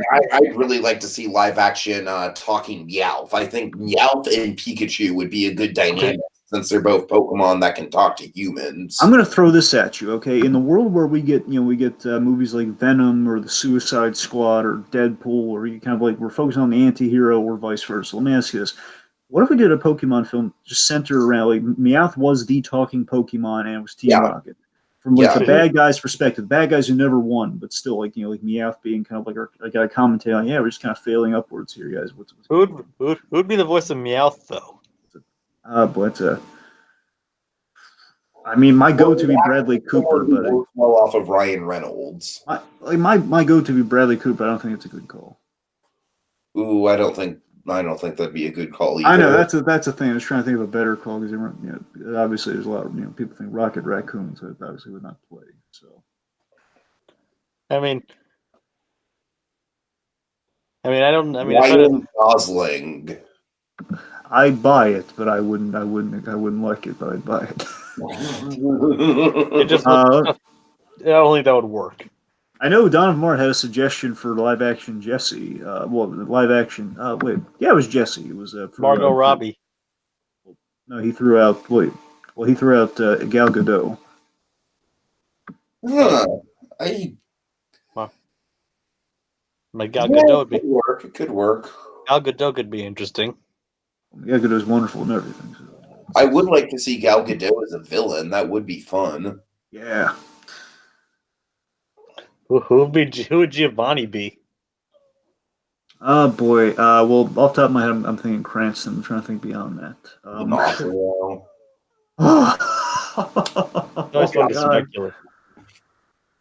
don't think D'Onofrio. Well, it'd be wonderful if D'Onofrio did, but I don't think he would. Right. Anyway, the point being, I think Team Rocket is kind of like, but again, you'd be for like if we did like a Team Rocket focused movie. Oh yeah, for sure. You know what I'd like to see? What? I'd like to see a Wes Anderson Pokemon movie. You'd like to see a Wes Anderson every type of movie. Well, yes, this is true. But... Okay, can you guys indulge me in this Wes Anderson thing for a second, since we have a little bit of time? Okay. Right. Which Wes Anderson regulars would you cast as which Pokemon? I guess just for the Garfield comedy of it all, Bill Murray's Meowth.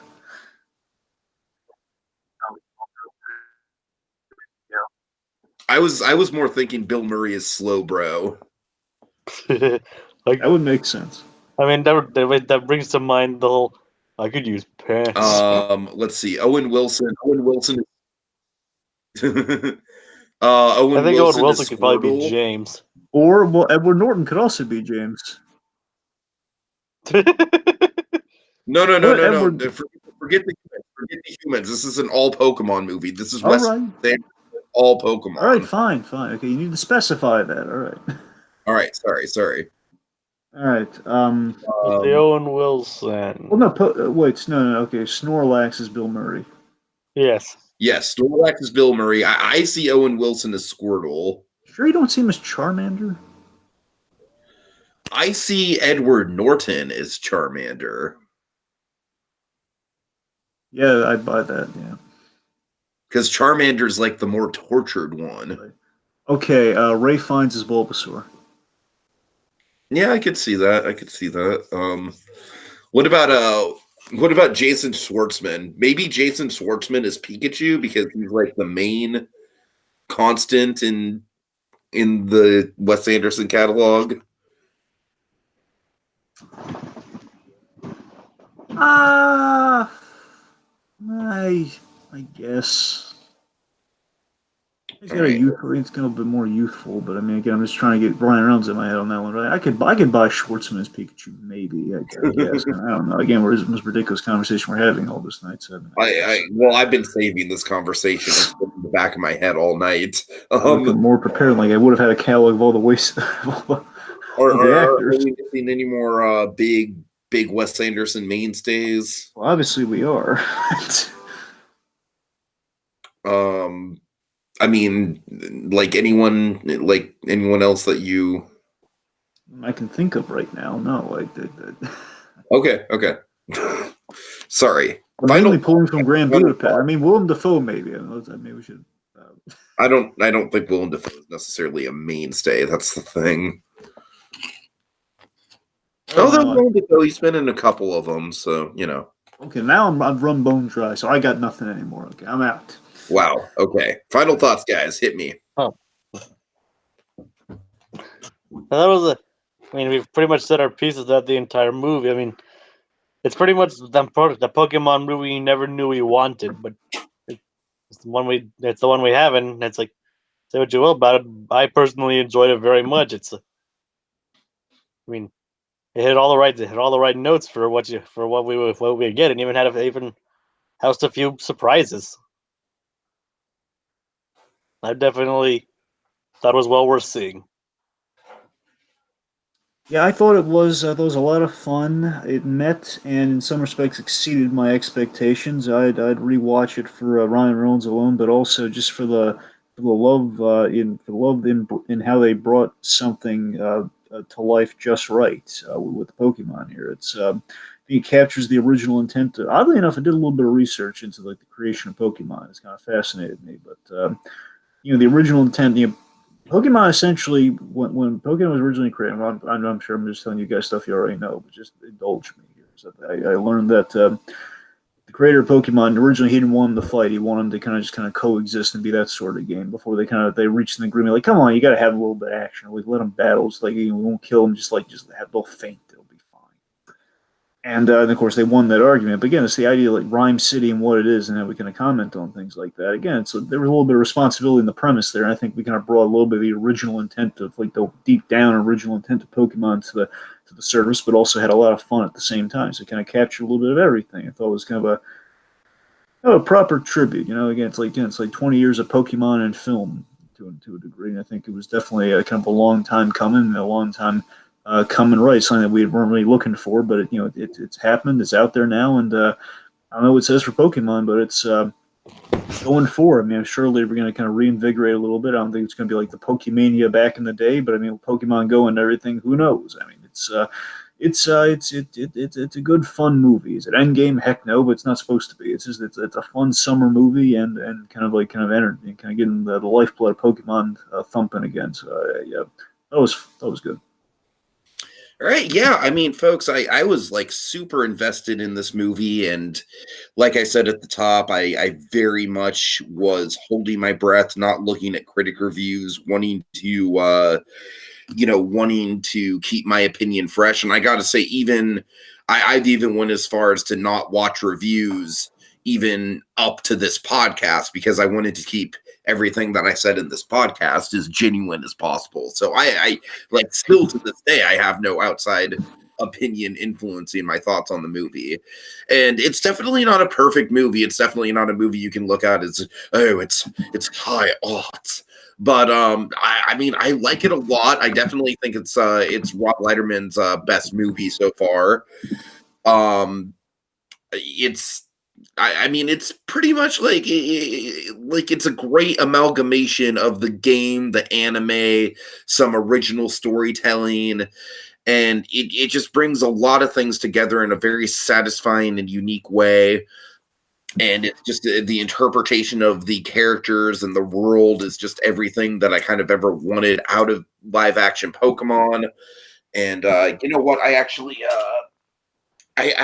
have a Facebook post that got quite a lot of that people liked quite a lot. Let me throw it to you guys. Facebook. Going on my Facebook profile.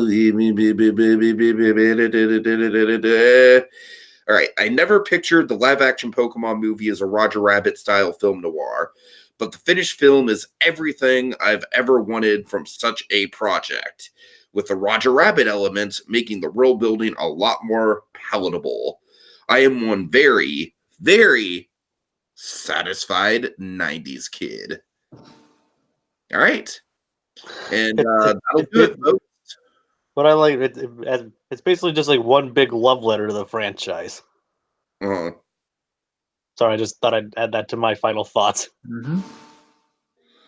All right, that'll do it, folks. Thank you for joining us, and I will see you guys later. My dad's a Pikachu. Pika Pika.